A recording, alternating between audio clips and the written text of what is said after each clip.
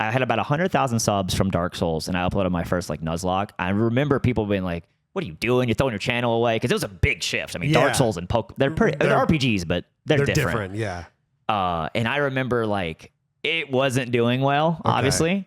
So I remember like if I'd been up for 30 minutes, I'd probably have 60 views, and I was like, okay, all right, we'll stick this through, and we'll figure it out. Yeah.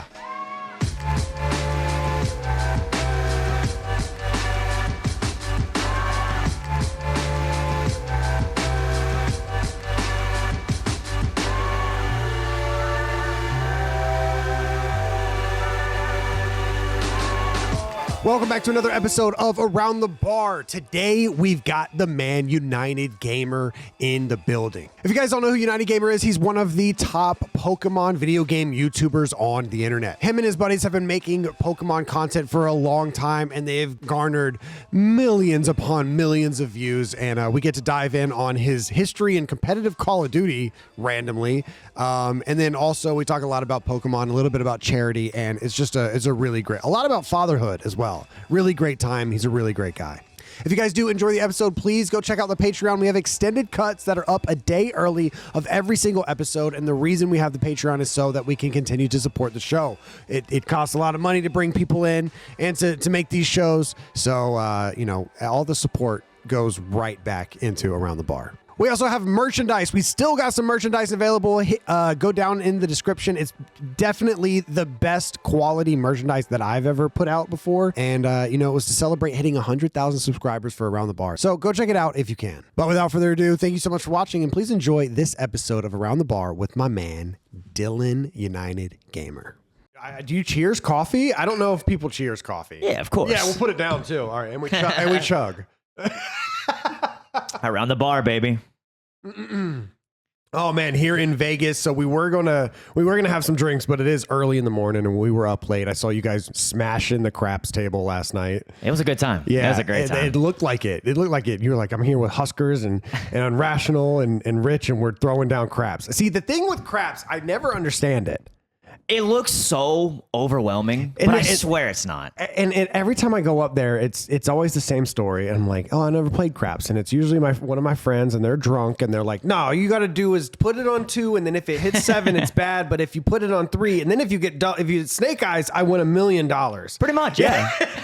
You just gotta like jump in and just figure it out instead of like someone explaining it to you. Yeah. As long as you just start playing it, like 2 minutes past, you'll get it. It always seems like the most fun people in the casino are always at the craps table. Well, if you're winning, if everyone's just rolling 7s, it just sucks. That's true, but I guess if you're winning, if you're winning a lot on other games like baccarat or slots, like you're not cheering with the group of people because you're not winning together. Right. But craps, like if you're all like on 6, and it hits, like the whole table's screaming. Exactly, like you have best friends with people you'll never see again. Oh yeah, you're just high fiving strangers because they rolled a hard 6, and you're just so happy. Somebody rolled a 3 or a 2 yesterday or something, and you ran over and hugged him. It's like, oh God. He said he was going to do it. So I was like, all right, let's see it. And then he did. He had the strat too. He had the dice down, and he was like doing one of these and then just. Yeah, I have no idea what I'm doing, but I act like I do. Yeah, so like I put them down, like, yeah, these two. It's like, and then I'll like turn them around so they don't think I'm just some amateur. Then flick it, then still roll a 7. So, so I figured we've known each other for like what 4 years at this point, 4 or 5 years, something? Since like the first like Movember. Yeah, thing I was a part of. Yeah, was that because you did it online the first year? Yeah. Online the first year, in person the second year, which is crazy. Your community is unreal. The best community on YouTube. I don't know what. No doubt in my mind. Yeah, for those that are in Call of Duty and you're just watching, Dylan, is it United Haze or UnitedGamer? So UnitedGamer is like my YouTube, but I have 3 channels. So United Haze, I couldn't get it on like Twitter and Instagram, so I went with United Haze, which is also not how I spell my last name. But like everyone that ships me stuff always spells it like that. I'm pretty sure we probably do as well. You do.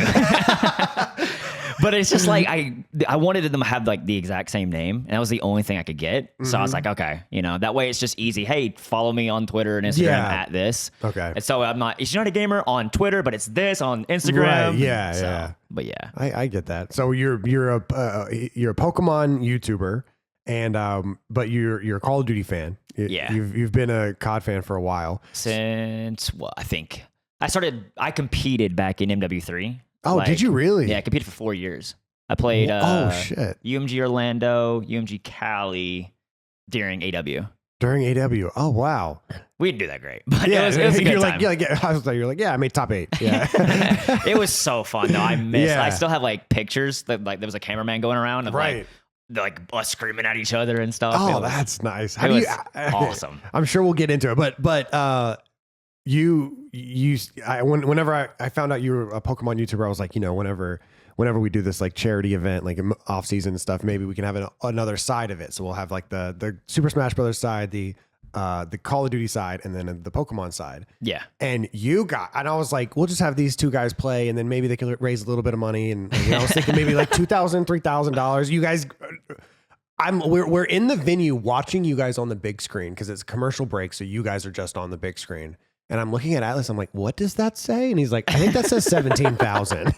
I'm like, what? Yeah, dude. I don't really know exactly why. I was just like, but our communities are just so awesome. There's no other way to really put it. Like they're very involved, very connected. Like it's just, I don't know. It's a very community based rather than just like the game, which I love, you know, because like even if I don't stream Pokemon, if I just go live just talking, like there's people talking like, hey, how are your kids? You know, we're just chatting and stuff. So that's always that's awesome. Did you know before that event? Because this is what 2020, 2021. What is the first off season? 2021? I think it was 4 years ago, so 2022. 2022. How had you done charity stuff with your stream prior to that? Not really. But when you hit me up about like men's health and like mental health especially, like I was like, oh, this hits home. So I would love to be a part of this. So, and I think my community already going into that knew that because we're pretty open about things. Pretty much all of us are. So I think they were just super stoked to be a part of something like that. Yeah. Because they knew that's something I've dealt with for years. Yeah. Well, every year I'm like, there's, it's going to tap out eventually. That's what I would do. This last one, I was so nervous. I'm like, it's on a Monday too. Yeah, exactly. It's not even the weekend. Right. And then it was the biggest one we've had yet. Yeah. So it was like 28? 28,000. Almost hitting 30 in 12 hours. In a day. Yeah. And off seasons were a weekend. Or even like a week leading up, like we would do like pre-streams and stuff. And you guys did 28,000 in a day. Best community on YouTube, man. It's insane. It's insane. You guys are awesome. And do you think the game has anything to do with it? Or I think obviously it's the way it starts, right? But like since we're so like we talk a lot about our interests and stuff. Like say I'll mention an anime or something, and then someone will be like, "Oh, I love that anime," yeah. and then like they start with that, and then find other things that like connects them to us. So it's the SummerSlam, $28,677. Absolutely and insane. 19 cents. And 19 cents. Can't forget it. Can't forget about the 19 cents. It's 19 cents. Me and Rich kept making jokes. Like, dude, what if like no one shows up? Yeah, I mean, it's always the fear, dude, right? It's like, the fear of charity, like charity events. Yeah, because it's like, you don't know what to expect. You don't want to put any pressure on the community going into it. It's just like, hey, if you can and it's reasonable for you, go for it. But I've always felt, especially over the past couple years. It says Rich goes on a date. I can't believe that was actually on there. Me and him were making jokes that it was like, if he meets someone, it's like he could say, "Hey, we raised 25,000, and the incentive was I need a date." So can I be you?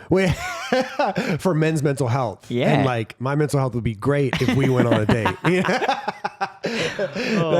That is so. I feel over the past couple of years, I feel a little bit of guilt because I've been doing a charity event once a year, pretty much for, I don't know, 8 years at this point. And it's always the same. It's always the same charity, or at least the same cause. I did a few other mental health stuff before I met the guys in Movember, and I was like, oh, these are my guys. And it's with the Call of Duty community, and we try to do something every year for the same cause. And it gets to a point where it's like, when we had the stimulus checks in 2020, people were like, yeah, absolutely, for a good cause. But then the economy has kind of hit, and I feel guilty being like, hey, we're doing another charity event. Yeah, you kind of got to lean on, sometimes you got to lean on these like corporation donations or like these whales that come in and they. Yeah, I remember like Pringles, right? Yeah, dude, insane, unbelievable at that when we were actually in person. in there. Yeah, so. dude, what a weekend that was. That was an awesome event. Yeah, like even just being there, like the tournaments and stuff. That was the environment. That was fun. You should. I didn't know you competed. You should have gone on stage and played Black Ops 2 was my game too. Black Ops 2. I remember when it came back on like Xbox One, like it could be backwards compatible. I went and won a few GB tourneys and stuff. Did you? Yeah. Oh. Have you been playing with the PlayStation? No, I haven't. I'm so badly addicted to League right now. League of Legends. Really? Yeah. I think it's because it's like it's so different. Like I've hit pretty high in COD and other like shooters like Apex and stuff. So it's like I knew nothing. So I got that drive again. Yeah. And now I'm like, I've been playing for a little over a year and I'm plat and I really want to hit diamond. Like that's my goal. There's something about League. I know everyone tells me like you can't watch it and like become addicted. Like once you play though, there's something. It's over. It's cursed. It's over. I don't know. I don't know what to say, dude. I'll get done recording, have time for a lunch break, and I'll like a lunch break or League. Like what do I do? Should I eat or should I play League? Nourishment or play a game of League. Sometimes I choose League and just drink a protein shake. Just in between lives. Yeah, it's like, with 2 kids, it's hard to find free time. Right. And then like at night, like when the kids are down, I'm so tired. Yeah. So like, like gaming honestly feels like exhausting. Yeah. We just like me and my wife just watch like a show, then pass out. So like the only really time is like recording or if like someone has to cancel or something. I'm like, oh, dude, you take your time, brother. That's some games of League. That's some games of League. But it's I don't know what it is, but something about it is just so fun. Yeah. And you had your second kid in the middle of a subathon, right? Yes, dude. And that was, oh my God. In hindsight, it was cool. It was like, okay, obviously when I have like a child, we're going to take a step away. I'm not going to be streaming. I'm not going to be recording. So let's celebrate with a big event. Yeah. And then my wife had the worst pregnancy ever. Oh, we were in the hospital so many times. And no. Obviously our community is great. So they're understanding. Like I just take a step away for a while. Right. And like, so I'm just trying to help her as best I can. She's having it rough, but I'm also supposed to be like working. So, right. And they kept the sub train going while you were. Yeah. I think we went 92 days. 92 days. Yeah. It was with like the pregnancy. If that didn't happen, like her first pregnancy wasn't that bad. So we were just expecting a similar thing. Right. But during like, I think it was week 3, we got the stomach flu. Oh, and like my daughter got it, my wife got it, and I got it. Right. All of us got it. And she just like honestly never recovered like during that. And so for the rest of her pregnancy, it was just rough. So she was, when it ended, she was like, I know it was awesome, but I'm so happy it's done. Yeah, right. So she had me full time again. So are y'all tapped out or are you going for a Rocket League team? I think we're tapped out. I mean, we got 2 amazing kids. Yeah. My daughter's 5 and then my son just turned 1. Okay. So they're really great. One of each. We're like, one of each. Yeah. And she had such a bad pregnancy. So that's probably the main reason why. Of course. If she didn't, we might go for because we wanted 3. Yeah. But since it was so rough, I was like, I don't want to see you go through that again. It might be easier this 3rd time, but you just never know. Yeah. You just never know. You never know. That's the part now. Cause we just hit, today is 31 weeks. How's that been? It's been very interesting because I feel like I've talked about it all the time, but she's type 1 diabetic. So like, a lot of our doctor appointments are because of her diabetes and like making sure, because pregnancy with diabetes is a little difficult. But everything's going really well. Everything's going really well, and she's doing well, and it's getting close. Baby's looking good, and he's measuring a few weeks ahead, so we might, it might be coming up pretty soon. That was us. My son, like, I know you can tell by my 6'4", muscular stature. 6'4", 280, like Fat says. Yeah. But he was, I think, like almost 8 pounds, and he was 3 weeks early. He was 1 day from a preemie. Oh, so wow. He had to come early because she was having such a rough pregnancy and everything. And he was huge. Really? So, and even now, like he weighs like 5 pounds less than my 5-year-old. Oh my God. And he's 1. So I think when he walks, because he's walked less than her, my daughter walked at 11 months, but he's not yet. I think he's carrying so much weight. Yeah. But I think when he walks, he'll slim down because he's going to be in everything. Yeah. He's crawling around. Oh, every cabinet, every Pokemon card he can find, it's going in his mouth. It's just, You gotta hide your big boxes. Oh away. yeah. Well, he's just the happiest little boy. Yeah, yeah. good. It's super smiley. Yeah, it's gonna be fun. I mean, I'm so excited. As the days tick down, I'm like, yeah, it's almost here. Yeah, it's nothing like it. I can't even. You can't really put it into words until you experience it. Yeah. But that's what people keep saying. And so me, you've had two. Mine's coming up. Atlas is gonna have one in the next couple of years. he just grabs his coffee. It should be fun. So how did you make the transition? Well, first of all, let's talk about Call of Duty. You competed in Modern Warfare 3. Did you play like LANs and stuff? So I wish I did. Okay. So what happened was I played GBs. And I always had a competitive like drive because of sports, So, and I really loved gaming. What was your sport? Basketball and baseball. Okay. And basketball especially. And I was so small. Like, it didn't work out, obviously. So I went to gaming. Yeah. But then I found GBs and loved it. And then I would play with my brother. My brother, bless his heart, was not the best. Right. And we're also on like 150 ping, like 2 download, 0.4 upload. Which was the norm. Yeah, back in the day. So I got used to carrying him a lot. Okay. And like we'd play dubs, and I got really good at 1v2ing.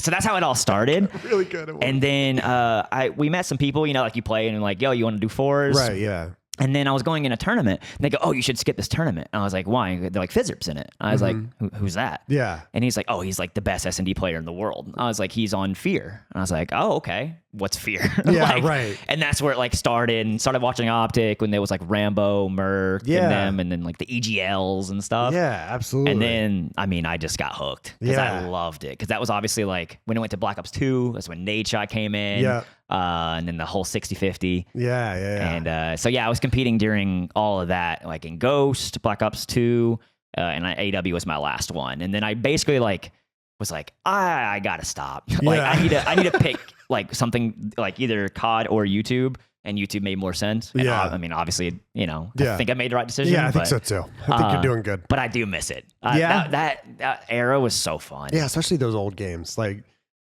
people talk about all the time, is it nostalgia? Is it rose tinted glasses? But No. I think with this PlayStation 5, PlayStation 4 port, even though it's a port and you can tell it's a port, you can feel it. Yeah. I know you haven't played it yet. But, I've heard that like the input delay is rough. Yeah. I mean, it kind of is. I think a lot of people complaining about the input delay have been playing PC for 5 years. So they're just, and they've overclocked their controller, and they have like all the different programs that make it 240 FPS. Yeah, exactly. Yeah. And so they haven't played a console game in a while. And that it feels like a console game. Like it's not crazy input delay, but are they like 5 million like players? 5 million players only in America. So that's not insane. even, and that's only on PS5, right? Well, pretty much. Yeah, PS5. Yeah, I think PS5, PS4. PS4? I think it's both. Which is still crazy. Yeah, 5 million players and almost 2 million players on Black Ops 1. So 7 and that million total. So that's that's crazy. Coming after MW2, I didn't like Black Ops 1 as much. Now looking back, I liked the wager matches. That was fun. Yeah. But almost 2 million players on Black Ops 1. And wait, so this is just PS5. Oh, this is insane. Just PS5 only in America. And people come into chat all the time and they're like, I've been playing in Australia, and there is actually full lobbies in Australia for the first time in forever, because you can play this on Xbox, and in America there's still TDM lobbies in Black Ops 1. There's still TDM lobbies in Modern Warfare 2.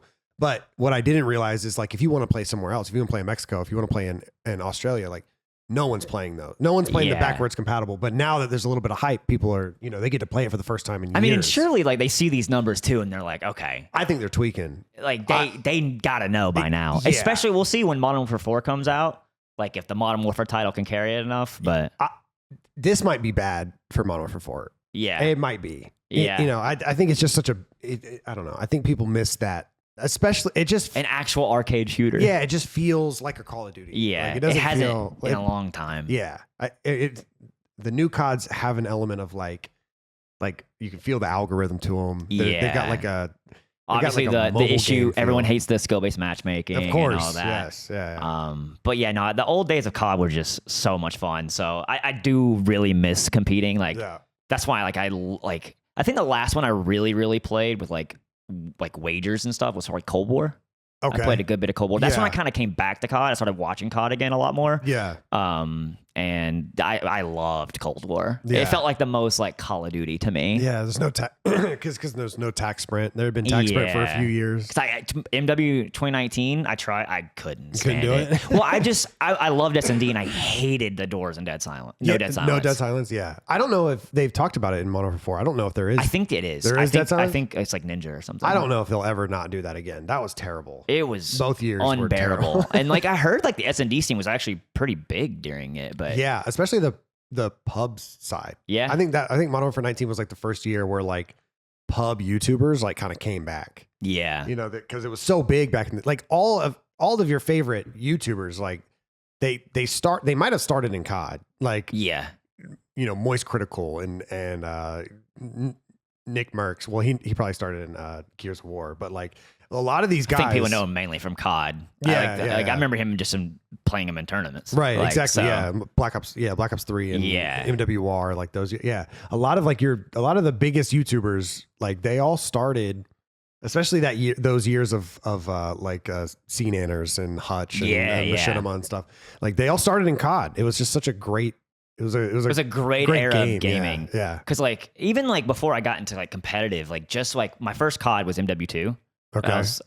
Mine too, yeah. I would just skip my homework. Yeah, all I could think about at school was addicting. Just coming home to play that game. Yeah, my parents would give me. I don't even know if my mom's probably going to hear this and be like, "Wow," but my parents would give me money for lunch. You know, my junior year, I could go off campus, so they'd give me like $20 for lunch. Yeah. And what I would do is I just wouldn't eat for 2 days.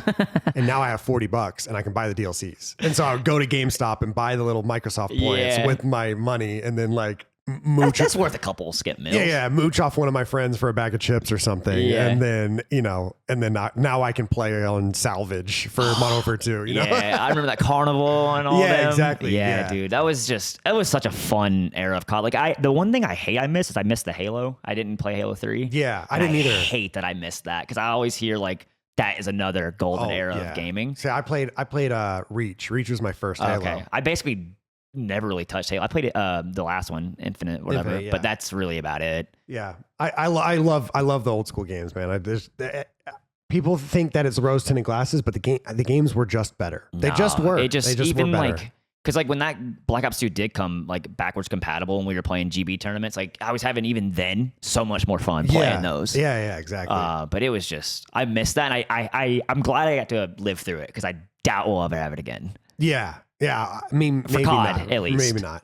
I think that one year they're just going to bite the bullet, bite their egos and just release like some sort of like, did you ever play the Master Chief Collection for Halo? No, I've played Halo 1 and 2. Like I had an Xbox. I didn't have a 360. I was on PS3 at first because my parents were like, monthly subscription or free. Yeah. I'm giving you free. We're not picking the other one. So I didn't get a 360 until I got into the competitive scene because it was on 360. Yeah. So I had to. You had to play it, right? So I switched to the 360 in Black Ops 2, and getting used to the controller was so hard for me. Really? And then I ended up loving it because I love the 360 controller. Well, in Master Chief Collection, you literally load up the game and you could choose which Halo you want to play. You can all the campaigns, like Halo 1, 2, 3, 4, Reach, they're all available. You can play online too, right? And you can play online matchmaking on all the games. Yeah. If they did something like that in COD, especially if they did the Captain Price collection and it's COD 4, COD 4, Modern Warfare 2, Modern Warfare 3, Ghost, like I think it would be the highest selling COD ever. Like I think people would come back, and then there's also like what I've seen with Black Ops 2 being re-released is there's a wave of new players finding these games. Yeah, players that like I've heard so much about this game because my favorite YouTubers say that this was their game. Yeah, and now I'm getting to play it. And it is weird. Some people's first COD is like imagine your first COD being the other MW2. That wouldn't be anybody's first COD, man. Like that's the most depression. Like that is awful. I feel so bad. You probably never play COD again. Yeah, like exactly. I think if your first COD is like Cold War, you're like, oh, this feels kind of good. I understand like the run and gun aspect of it, but MW2, like God, that's, right. I liked MW3 2023. That was a fun COD. Yeah, it was fun. And it seems like It kind of seems like Modern Warfare 4 has the same. To be honest, I've just seen clips on Twitter and I haven't even been listening to them or anything. Yeah. Just because it's been going on at the same time as Champs. Which is the craziest thing, dude. Like, I remember when they announced the day, I was like, do y'all know? Like, or at least do it here? Like, yeah, right. There's so many different divisions in Activision. So like you'll talk to we work with them often. And so there's multiplayer people we talk to, and then if we want to talk to Warzone people, it's a whole separate side of the company, and same with like marketing and campaign people, zombies people. It's all different, and it's hard to unify it. I bet it's probably a bit overwhelming. But it was so funny that it was the exact same day. Yeah, exact same day. And also now, apparently, I didn't even know this, but Champs like finals is the same time as the World Cup. Yep. Yeah, finals. World Cup's tomorrow. So, World Cup finals is tomorrow. So what are you watching? You know, I mean, you're a big soccer fan. What are you watching? Well, the World Cup's at noon, and I think the finals is at 3. Oh, okay. I think, or maybe it's at 2. I don't know. I don't know what time the finals is tomorrow. Who are you going for in the World Cup? I want Argentina. I just think it would be so funny. Messi? Yeah, I just think like, what debate would even happen if Messi wins the Golden Boot and another World Cup? I'd be like, come on, guys. Yeah. Like, it's undisputable at this that point. Like, yeah. it already is undisputable. It's never been a debate. But then, like, you really can't argue. Exactly. Yeah. No, it's been fun. I love the World Cup, man. It's been so much fun. I've never really gotten to, like, soccer. Like, my parents didn't. Yeah. So, like, I just grew up with, like, baseball. Are you still in Atlanta? Yeah. So how has the traffic and everything been? No, I mean, I'm outside Atlanta. Okay. But like when we went to like the mall, which is not even really near Atlanta, but just because the World Cup, right? Me and my wife were like on our little date night, and we're like, why is everyone here on Sunday at like noon? Yeah. This makes no sense. And then I was like, oh, the World Cup. Right. Everyone's just looking at all the different like traveling and stuff. So and there were a few games in Atlanta as well. I think that was one of the destinations. And it was I think Argentina the last one or one of their matches was in Atlanta. Yeah. So like. You would see a lot of Messi jerseys all around the mall. Oh yeah. So I was like, they're everywhere. It clicked. Yeah. But yeah, it's definitely cool that it was there though. Yeah. How did you make the transition from Call of Duty to when did Pokemon start? So I mean, I did YouTube first. I've been doing it since 2009, so 17 years. Okay. Oh wow. Yeah, I've been doing it for a long time. Wow. Okay. So you're doing YouTube and playing COD at the same time. And working in college. I was doing a lot. Where were you working? I installed signs. Signs. Yeah. So I would go around like what you would see at like big like thrift stores, like the big signs on the outside. I had to go in and we'd make them in the shop and go install them. Okay. So it was a friend we knew and I needed a job. So just worked with him. Yeah. And it was near my college. So I was doing that. But basically like with COD, like we didn't have a lot of money. So I only got to play 2 lands because one was Orlando, so it was a drive, so I didn't have to fly. You know, we split the hotel with like the whole team in one room. So, of course, the glory days. And then the other one, Cali, we had one bit of funding because we were really good. We underperformed. It was the most heartbreaking because back then they said the 1Ks for amateurs, which were like the 5Ks, but you couldn't play if your pro points were semi-pro or pro. Yeah.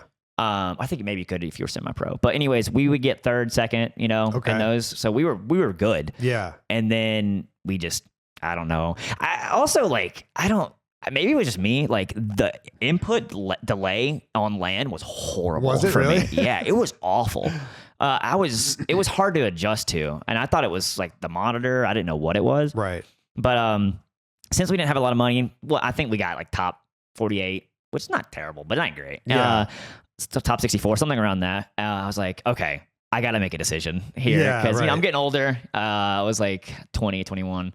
And I was like, if I want to pursue YouTube, I need to give it my all. I can't be putting all my time. Because if back then, like, we would play COD from wake up. Oh yeah, all day, 5 a.m. Right, yeah. It was like I'd wake up, go to the gym, come home, play COD for 15 hours. Like, because GBs used to be pro points back then, so we would play like one and done doubles, and that would still add to your pro points. Right, yeah. So we would play all day. And so I was like, I need to give YouTube a shot. And at the time, I was actually a Dark Souls YouTuber. Dark Souls. Yeah. Oh, okay. So that's how I got my first. Well, I mean, my very first thing I would do like Let's Plays of like different games I grew up with, like Sly Cooper, Jack and Daxter, games like that. Are those videos still up? Yeah. Oh, let's see them. Oh no, let's God, see, no. Let's see what no. They're so bad. They're so bad, dude. I was a squeaker for a long time too. I was a late bloomer.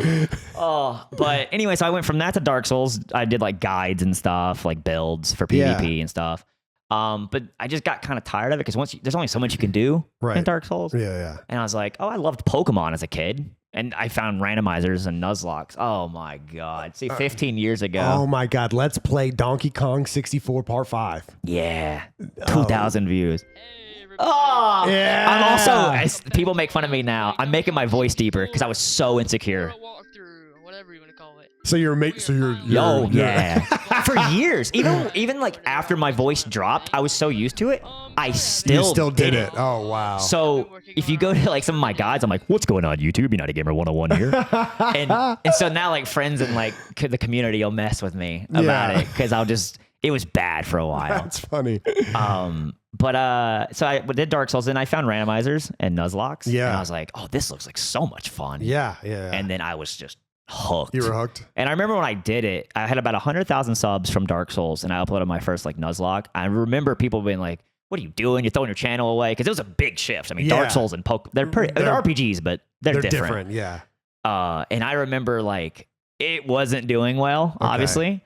So I remember like if I'd been up for 30 minutes, I'd probably have 60 views. And I was like, okay, all right, we'll stick this through and we'll figure it out. Yeah. And obviously stuck it through, and it took a bit. But then it started getting some traction. Like one series did pretty well. Yeah. And then started making some friends, and we were making videos together. And then we had a couple of really big series and stuff. And so I've been doing Pokemon. I think August actually is 10 years. So I've been doing Pokemon for 10 now. Lord, man, 10 years. Oh wow. Do you still have love for Dark Souls? Oh yeah. Yeah? I still I've done like speed runs and stuff and streams and stuff, nice, and like Deathless and stuff. So you got to experience Elden Ring as a Dark Souls fan. Oh yeah, and you know what's bad? Still have never beaten Elden Ring. The only reason is like I've gotten to the end so many times, and it's just with kids and stuff. Like I always got busy, and then I felt like it'd be like 2 months, and I'd be like, I gotta start over. So I'd start over, go through the whole game again, then get busy again, stop. Really? And I've done it so many times. I have to beat it on stream because people know how much of a Dark Souls fan I am. Yeah, of course. Because like I played the original like Demon Souls Yeah. in high school, not for YouTube, just for fun. Yeah. So yeah, Dark Souls 1. I started doing guides in 2 and 2, mainly 2 and 3, and then Bloodborne. So what's your favorite Dark Souls? Probably 1. It's 1? I don't think it's probably the best. It's just probably nostalgia. Yeah, But it's yeah. I think it's a great game. I think probably 3 or Bloodborne is probably the best. Okay. But I love 1. Yeah. It's a special place in my heart. I think with just like I think Elden Ring brought so many like of that like big boss like Souls like game. I mean, now there's a new Souls game, Souls-like game every year. Every year, yeah. Are you a Star Wars guy? Yeah. Did you ever play that Souls-like Star Wars Jedi game? or something? Yeah, it's a good game. I've never played it. It's a really good game. Because you played Elden Ring. You've never played Dark Souls? Elden Ring is the only Souls-like game I've ever you gotta played. go back and you gotta play. I've heard. You better hurry because you're about to get busy. Yeah. Oh yeah. I know. Apparently, the next Souls-like game is going to be like pirate themed. Really? That's what I've heard. Like sail around on the pirate ship, and I mean, I'm down. I love pirates, so I'm down Same. for it. I'm excited. But yeah, no, I love Dark Souls. Very fun game. It's just Pokemon content wise is. I still have fun to this day. Like it's so much. There's always something you can do. Right. There's so many different games. There's so many different randomizers. So many different ideas. Yeah. So like it always feels fresh. Like we do a similar thing in most of our videos, like the Limmy fights that we're doing right now. Right. Yeah. But it's still just I have so much fun doing it. Yeah. It seems like you do. And so what was your first like? You said you come back and you're like, I remember liking Pokemon. So what games did you miss in that time? Because I'm assuming your first Pokemon was like Silver or I was late to it. Okay. But I got into Pokemon Ruby. So, okay. And then I went back and played the originals. But yeah, Ruby and Sapphire, and then I Fire Red. Yeah. And so like Emerald and Fire Red are like my favorites probably. Okay. I also really like Diamond and Pearl and Platinum. But yeah, I kind of always played Pokemon.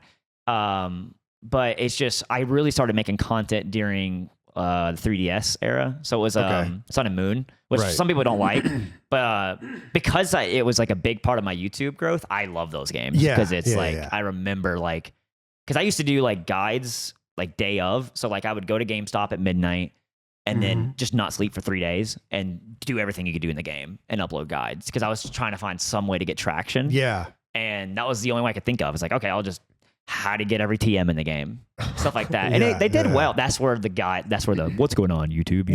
That's where they are. It's bad. But then eventually it fell in with just doing basically Let's Plays, randomizer, Nuzlocke, and stuff. And then, we've been doing the then we fight kind of stuff for the last probably about 4 years. And what is that again? So basically, like, you do a different way of building your team, whether Okay. it's randomized starters, catching them in the wild, hatching eggs, whatever it is. Right. And then you battle. So Okay, you like, battle at the end. yeah. Okay. So it's just it's a gimmick on how to get your Pokemon, and then you battle, and it's just fun. So you being a competitive person coming from COD, did you ever get into the competitive side of Pokemon? I played one VGC tournament during Sun and Moon. Okay. It ain't for me. It seems The fact that you grindy. can just lose because you miss or flinch drives me insane. Yeah. Like the amount of respect I have for like Wolfie Right, and yeah. Cybertron, all the like the big VGC players, is Right. nuts. Because like if I lost, like imagine like Optic loses champs, he shoots him in the head, but the game decided, oh, you missed. Yeah, or the player trips. Yeah, On the way to the hard point. If that's how I lost Worlds because I missed a move, Yeah. you'd never see me again. Yeah, that makes perfect sense. I didn't even think about that. Because Pokemon, that's such a element of the regular game. You know, Yeah. you're going to fight Brock and It's not like, when you're doing it with friends, it still kind of like stings because we're all Yeah. a little competitive, but it's not as if serious. you're playing for money. But if I'm playing to be a world champion, Yeah.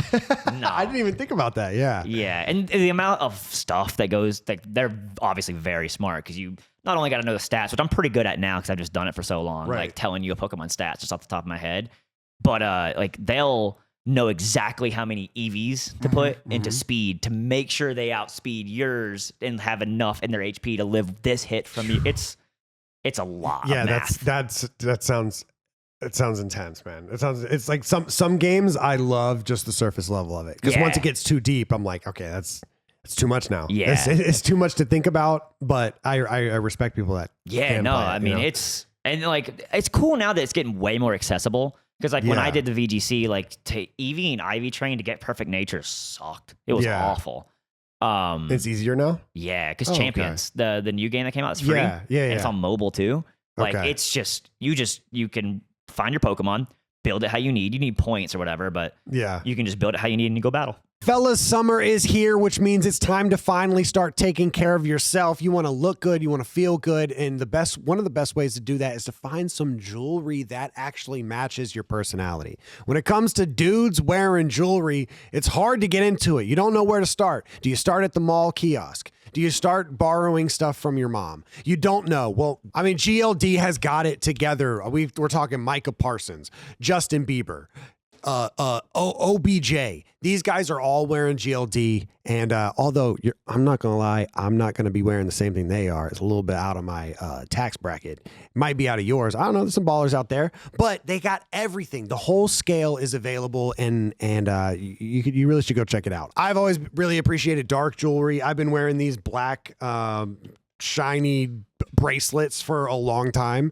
and it comes premium. I mean, it comes in a little box. You got the little custom bag that it comes with. It makes you feel like you've got it all together. GLD uses real gold. Every stone is hand set, and the craftsmanship is on another level. You can see the difference immediately, and when you hold it in your hand, you can really feel it. You feel the weight. It doesn't feel like it was thrown together. I mean, this is really high quality stuff. If you're trying to level up your summer fits, GLD is the move. Also, one of the best parts of GLD is every piece is guaranteed for life. Every single piece, lifetime guarantee. Also, if you like licensed products, if you like teams like on the NFL or the NBA, WNBA, there's a bunch of different licensed teams that GLD works with, licensed leagues as well. So go check out GLD.com. See if your favorite team is there. And, it's almost football season. So get yourself a little pendant. For a limited time only, new customers are getting an insane deal. Use code aroundthebar, all caps, aroundthebar, to get 40% off GLD.com. That is 40% off at GLD.com by using code aroundthebar, all caps. After you purchase, they will ask you where you heard about them, and please tell them that we sent you, that the show sent you, Around the Bar sent you, so that they can come back, support some more, and we can get you some really cool jewelry, and we can get some support on Around the Bar. That's how it goes. That would be awesome. It's time to lock in and upgrade your style this summer with GLD. Oh, nice. Okay. And that is that what the competitive scene is on Yeah. now as champions? Oh, Yeah, cool. it's really sick. Yeah. That does sound fun. That sounds fun. So you made the decision then, like, it's just going to be Just content. Just Yeah. content driven. Okay. So what, is there any overlap? Something about Pokemon that I love, it's a lot like Minecraft, is there's so many different elements of content to Pokemon. Yeah, I've talked to Randolph, who is big into the trading card cards, games, and then Mystic, who is big into Pokemon Go, and then you with Pokemon VGC, and Leonhard with cards as well, like more of retro cards. Yeah. Like there's just so many different elements, and now with champions and stuff, like how much overlap do you have with other creators, or do you pretty much just talk to people that are in your own lane? Probably pretty much own lane. Like I know them. Like even Yeah. the VGC scene. Like I don't really know anyone from the VGC scene because I don't Yeah. play. And also it's also harder to make new friends when you have kids. You know, That makes sense. That makes sense. It's just most of your time and energy is obviously going to your family. Yeah. And so like unless I meet you through a mutual, Yeah. it doesn't typically happen, or like an event like this or something. Yeah. But no, I mean, what I like about it is like, because like we're getting more into the trading card game now. We'll open them on stream and Okay, stuff. okay. We'll implement that into the videos. Like we'll build a team by like what you pull. Right. So Yeah. that's a really cool thing about. That's why I like it so much. Yeah. Because there is something. There's shiny hunting. There's speed runs. Shiny hunting seems. Yeah, like Rich is a big shiny hunter. Like, Yeah. dude, when he didn't make Pokemon content, I used to ask him at the gym, like, what are you doing? Because you play Pokemon more than any of us. Right. Yeah. He's at the gym, we're on the treadmill, and he's shiny hunting on the gym, like treadmill. I go, bro, go make a channel. What are you doing? I've never caught a shiny. Yeah. Never caught one. Well, besides just- Pokemon Go, but Yeah. yeah, I've never caught like a shiny besides the Gyarados, so that doesn't count. Yeah. But, My first shiny as a kid was a Zubat, and it was in a cave in Emerald. And I just thought the cave had special colored Pokemon, so I just ran. yeah. And then I still remember as a kid coming back to that cave Yeah. thinking I was going to get a green Zubat, and he wasn't there. He wasn't and there, I was right. like, what the heck is this? So you just had no idea. Had no idea. It didn't click until several years later when I Yeah. learned. Because I didn't know much about Pokemon as a like just a casual player. Yeah. Like the physical special splits and stuff like that. Yeah. So like I don't when think any of us did. when I first started making Pokemon content, I did extreme randomizers, which is like every Pokemon type's random. So like Charizard could be water. Okay. Okay. And the reason I did that because I was so embarrassed I didn't know all their typings. Oh, okay. So I was okay, like, okay. I don't have to know. That's just so funny. The first thing you did was, I would think the first thing you would do is just like play a Nuzlocke or play like a Yeah. regular playthrough. That was like my big thing for a while where they were called extreme randomizers. Extreme randomizers. So like, yeah, just everything is random. It's funny that there's like such a big viewer base for randomized Oh yeah. Pokemon. Yeah. I think just the word randomizer has gotten so big. 'Cause it's Yeah. in everything now. Like there's Dark Souls and Elden Ring randomizers. Yeah, yeah, yeah, that's true. I love the clips of like people going to fight Margit, like the first boss. Yeah, and it's, yeah. it's like Radon, like It's so sick. I've seen Console some Radon. where it's like every enemy is like Radon. So like everyone you come across is just Radons, like everywhere and stuff. It's so cool. The amount of mods that you can do on Elden Ring. yeah. I love the, and it's funny that Pokemon is able to be modded so much, but you can mod everything about Yeah. Pokemon. I think I binged like all of Small Ant's like Oh, Pokemon yeah. videos one year, just because like I had never. I think he was the first person that I saw that you could even attempt to get a full team of shinies. Or Oh it's like, yeah, when he did I think it was Heart Gold Soul Silver. Yeah, right, Yeah, right. yeah. That video did insane. yeah, it was like numbers, 10. dude. It was like 10 million views or something Yeah. like that. And of course, when I watch it, and he's like, yeah, obviously people do this, and I was like, what do you mean obviously people? I thought you were the only person in the world that has ever done this, but like Yeah. apparently it's a big thing. Yeah, no, it's just he's just the way he tells his stories is Yeah, just yeah. that makes it such an interesting video because it's on paper it's so simple. It's like, hey, I'm gonna only catch a shiny and then Yeah, finish. and it's just pure patience. Yeah. just nothing but patience. Just reset. Oh, go fight. I don't reset, have go that fight. for Yeah. shiny hunting. It's not my thing. Have you ever done it before? I have, and it's just It's tedious. Yeah, like Because how often can you sit there on stream and reset? you're basically just chatting. Yeah, it's it's a just just chatting chatting stream with stream. something on the screen. Yeah, but exactly. Yeah. so that part is cool. Like I know Rich really likes doing that, just Yeah. so he can chat. But I don't know, engagement, like a challenge or something. Yeah, like that's what I enjoy. Yeah. So how is the content like evolved? Like at what point did you, I'm assuming you've been inside YouTube studio and you've, really studied and broken down your videos. At what point did that hit? Probably when I made United Plays, my second channel. Okay. Cause I was doing like bigger videos there. I did videos like where I would turn like Goku into a Pokemon. What? Yeah, so I'd give him certain stats and stuff and like custom moves that would be like, so like I had to do research on like Goku and like different things like that. And that was like, since I'm putting so much more time, spending money, getting models, right. That's when I started putting a lot more like time into like learning the analytical side of YouTube. I probably don't do it as much anymore. I'm just kind of hanging out with the community at this point. Course, probably ever since my son was born. Just not as much time to study. And I'm running 3 channels with 2 kids. So it's like... So the 3 channels are United United Plays, and what's it? Dads Being Dudes. Being Dudes. What's that? So that was like we brought back Let's Plays. Me and my friend Shady Penguin, which I used to be a viewer or a fan of when I was younger. And then we ended up connecting, we shared like similar faith and stuff. We're both dads. Yeah. And we ended up being friends for a few years. And then I wanted to bring back Let's Plays because Let's Plays aren't as common on YouTube anymore. No, they're definitely not. Because the algorithm just doesn't like it. They don't like it. So I wanted to do it again, and I was like, I'll just call Shady and see if he maybe want to do it with me. So I had the idea of Dads Being Dudes. And our first video, we didn't even promote it on our main. Did like 100K in 24 hours. Wow. And we had like 1,000 subs. So, and it became its own. This is actually one of our shirts from Dads Being Dudes. Okay.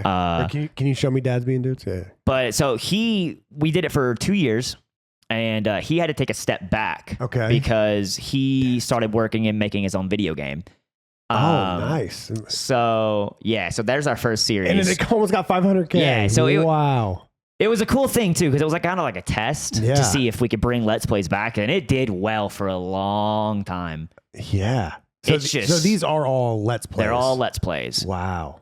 So we just tried different series, different challenges, and he took a step back from the channel at the end of last year to work on his own game because he has his own main channel. He has 3 kids. Yeah. And he's like, when we made the channel, I told him, I was like, just do this as long as you can. Yeah. It's not a commitment. You don't have to do like sign off for 5 years. Like if you need to take a step back because you're kids and you don't want to miss certain things, no harm. All right. Well, if you need to sub in a new dad for Dads Being Dudes. I got you.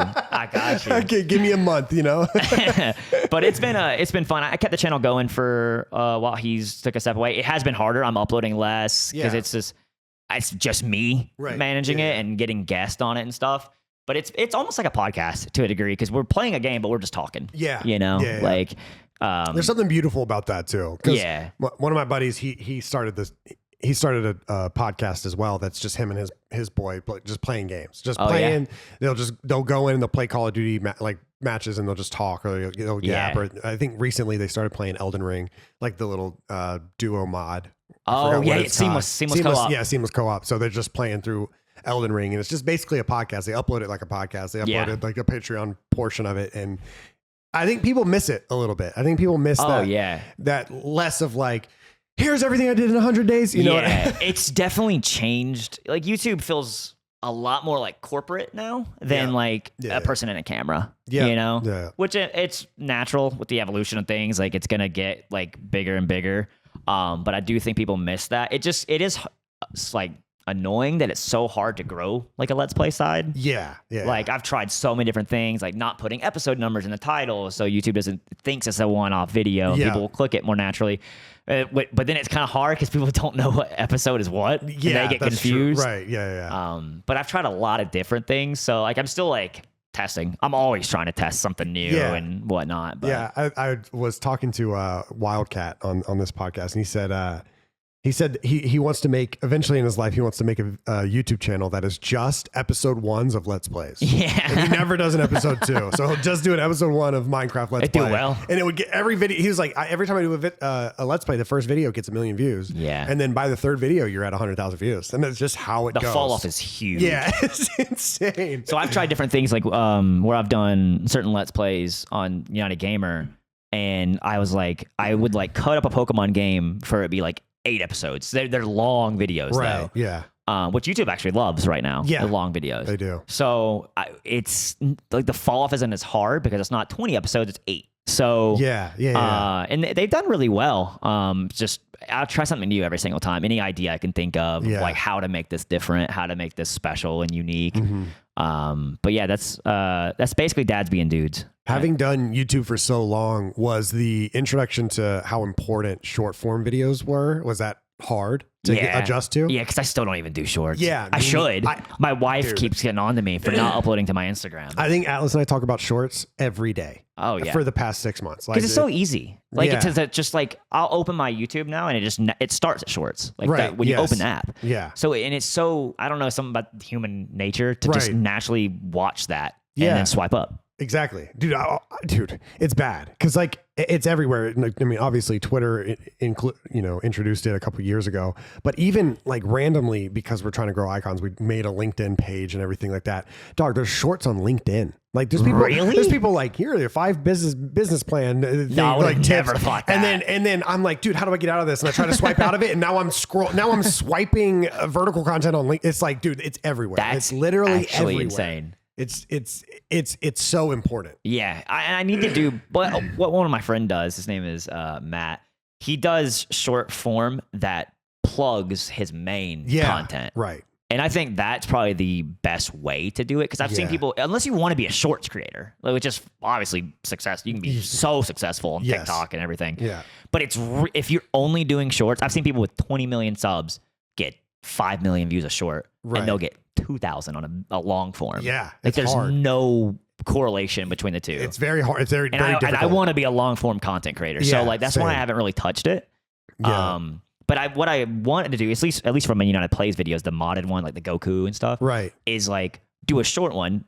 So because I'll do like 6 Pokemon in one video, only show one of them in the short, be like, watch this video to see this one and the rest in a battle or something. I've done that in the past, and some do really well. Like I did one on Instagram recently, and I think it got like 700,000 views, and I was like, God, I gotta do this more. Like it's free promo for those long form. It's so important. But it's like running everything at the same time. It's hard to like when I have a free time to not try and relax and play a League game or do the short. So yeah, it seems easy, and everyone knows we have to do it, especially people on like the Call of Duty side. Like we see the people that are popping, like most of the time they're IRL creators that are they just have a million clippers, and you just see a clip of them somewhere. Yeah. But also like gaming YouTubers, like Ludwig's really good at it. Queso. Oh, Ludwig I don't know what he does with his shorts, but he's kind of like small into like he'll tell a story in a way in his short. I don't know how that. It'll be the most random story of all time. Exactly. But I'm still hooked. Right. Like I'll watch it.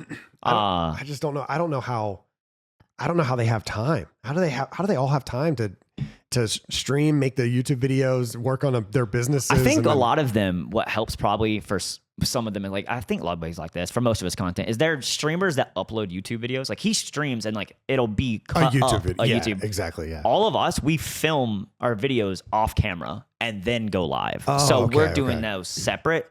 So it's almost like two kind of. So even when you're streaming, you're not making YouTube videos. No. Oh wow! I thought you did that. So what we'll do is we'll basically I go to the gym. I'll wake up about 7:30, get with the kids, like do their breakfast routine and all that. I'll go to the gym, have a workout, come home. We'll record for it depends if we're doing one video or 2. If it's 1, it's 3 hours. 2, it's typically 6. Yeah. And we'll get our videos done. Then I'll go live and then stream for a couple hours and then go with the kids again. So you treat it like it's a 9 to 5. It's a 9 to 5. Wow. It's because of kids. I don't think it would. Like I would love to stream at like 7 o'clock when people are off work and relaxing, but then I don't see my kids, so that's never going to be a thing. Yeah, that's. I think I'm going to have to enjoy this time of baby and infant stage before school starts. Yeah, because I think I have been streaming for 10 years, and it has been my schedule has been 7 to 1 a.m. Yeah. The entire time. It just like you don't even think about it. It just happens though. Mean, some people still do those late night shifts. Yeah. Obviously, I think it's easier probably with one Like as long as you're, working with your partner and stuff of like, you have them then you can take a break and I'll actually be more involved in the morning or something like that. Yeah.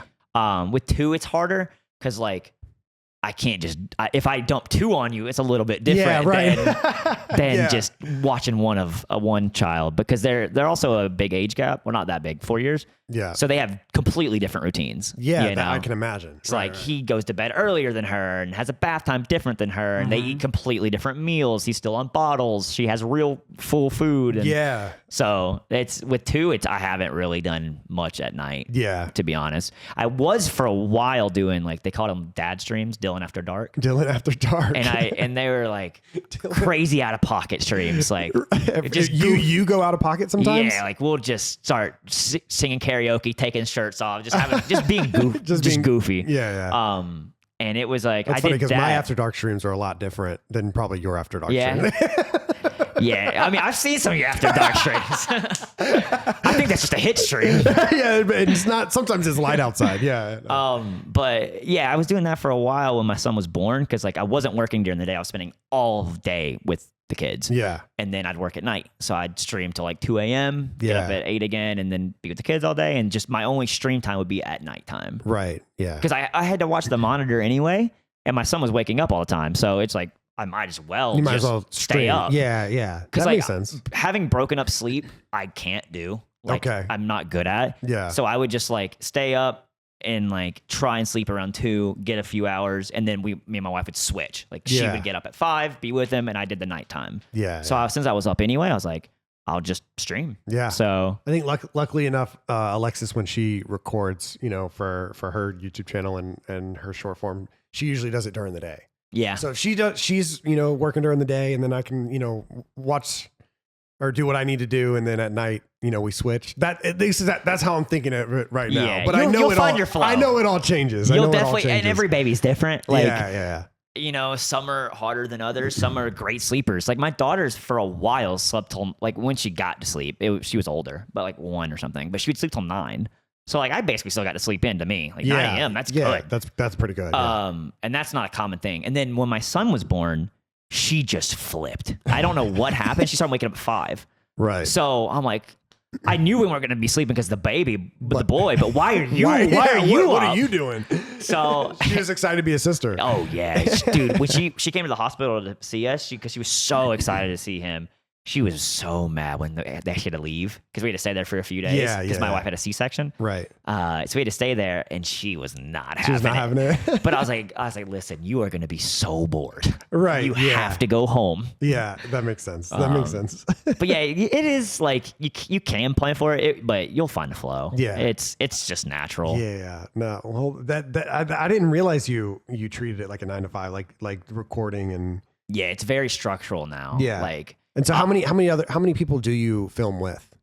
About like 8. Oh wow! So there's a big group of you guys. Yeah. And are you still all in Atlanta? I remember Atlanta for a little bit. No, I mean we're kind of a little all over the place. Okay. I mean mainly me and Rich we record a lot together. We're like a minute from each other. Oh, okay. But then a couple of friends in New York, I think one friend's in Michigan.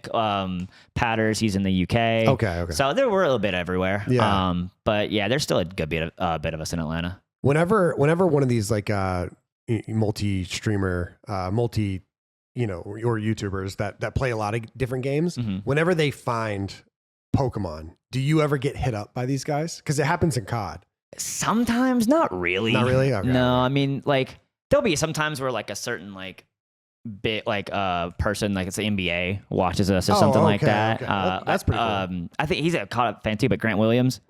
Like I remember we talked for a while. We ended up not doing it, but I wanted to do a video with him because he watched us and stuff. Yeah. Where like we would shoot a shot, and the further your shot is in basketball, you'd get a better Pokemon, right? Okay. So he'd have an advantage, obviously, in the basketball department, but in the battle, I could have weaker mons and maybe that's outplay pretty him. good. I like that. We idea. never ended up doing it. He said he was down too. I just never ended up going to North Carolina to shoot it. But that would have been sick. I still want to try and do it one day. Yeah, regardless, the idea is there. Yeah, and I mean, Rich was saying it yesterday as he was hammered. That dude.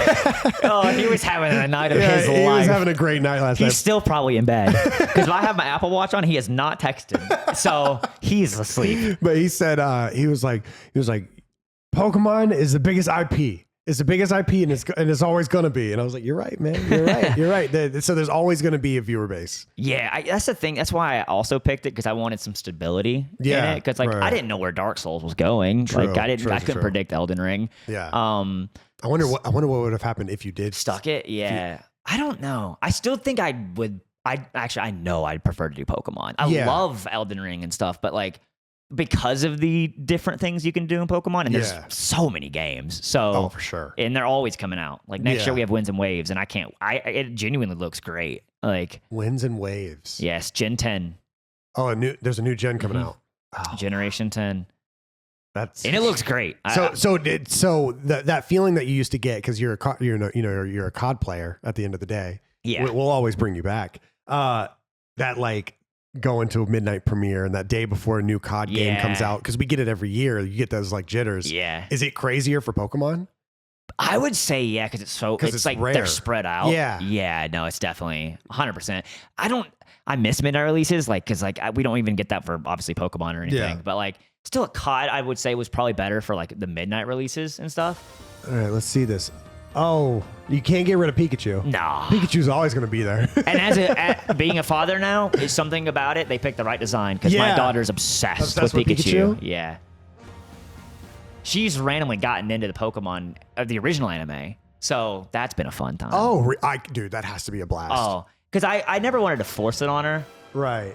But yeah, no, this game looks, the last game was, I'll be honest, mechanically incredible. Like the terrestrialization, the battle mechanics, super fun game. Yeah. Scarlet and Violet ran really rough. Did it? It was on the Switch? It was laggy, but this one looks just. And they also didn't come out. Everyone was thinking it was going to come out this year because it's the 30th anniversary. Right. But they don't. It's not coming out till next year. Okay. So everyone that loves Pokemon was excited, because like that means they're taking more time. That means they're taking their time. That's fine. I don't care. Like take your time. Did you, dude? I do love Pokemon. I'll always have a love for Pokemon. Yeah. You know, I mix up my time with. I'll get really back into different things. Like I'll get into Game of Thrones. I'll get into Star Wars. I'll get into Pokemon. And whenever I come back to Pokemon, like there's so much out there. It's like almost daunting. Like it is a bit overwhelming. I never played Legends of Arceus. I never played. Oh, that's a good game. I never played Pokopia that just came out. Yeah, like, also a good game. Yeah, like there's so many things that it's like, dude, if I really want to dive in, like where do I start? Like, I don't. I think that's also just harder, like as an adult. Like I've noticed that. Yeah. Like I'll get so excited for a new game, and I'm like, why do I even get excited? You're not going to play this. Right. Like, exactly. Yeah. Exactly. I don't even know why you're excited. People, I finally made the decision. Like, or I just kind of like let the decision come over me on stream. Like, I don't know, like a week ago, people were like, "Are you excited for GTA 6?" And finally, I was just like, "Not really." Yeah. Like, I am excited for what it's going to bring. I'm excited for everyone else because everyone else loves GTA. I've actually never played a GTA I've game. never played a GTA either. I've never played one. I'll probably play it just because it'll be my first. Right. Like, because Rich was like, yo, we got to play together. We'll do heists and stuff. I'm like, all right, I'll play. Sure. Yeah. Like, but yeah, I'm not. It's like it was never my game to go to.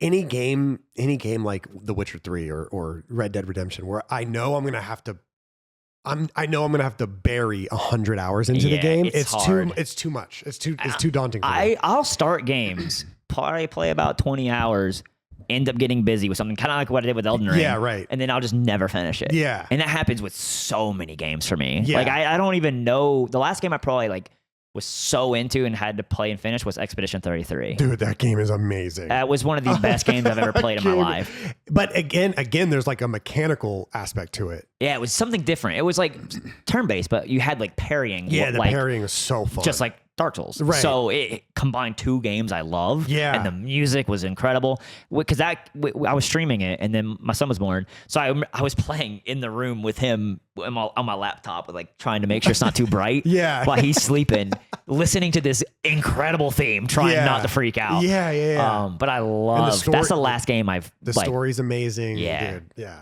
Like I hope they make more games. Like, yeah, me too. I mean, I imagine they will. They won every 12 game awards. So I think the only two games that have been like that for me, like that I really dove into, were Elden Ring and Expedition 33. And it is something about like, oh, I lost, time to go again. Yeah. Instead of like a game like Grand Theft Auto or a game like Red Dead Redemption, where you're like, it's like just a vast world. And Yeah. people love the vast I world. get so... Because I'm always afraid I'm going to miss something in open world games. Yeah. I'm like, I just got to get everything. I'm like, I already live in an open world. Yeah. I'm already overstimulated to the max every day of my life. Exactly. Like, I don't know if I'll ever go to Iceland. Yeah. And that's in the open world I currently live in. Yeah. So you're giving me an open world, and people love it. They're like, dude, no, there's so much you can do. Did you play Breath of the Wild? Yes, but I never beat So it. that was one I actually beat. Well, the thing is, I've started Breath of the Wild like 4 times, but Yeah. the same thing happens. Like, Yeah.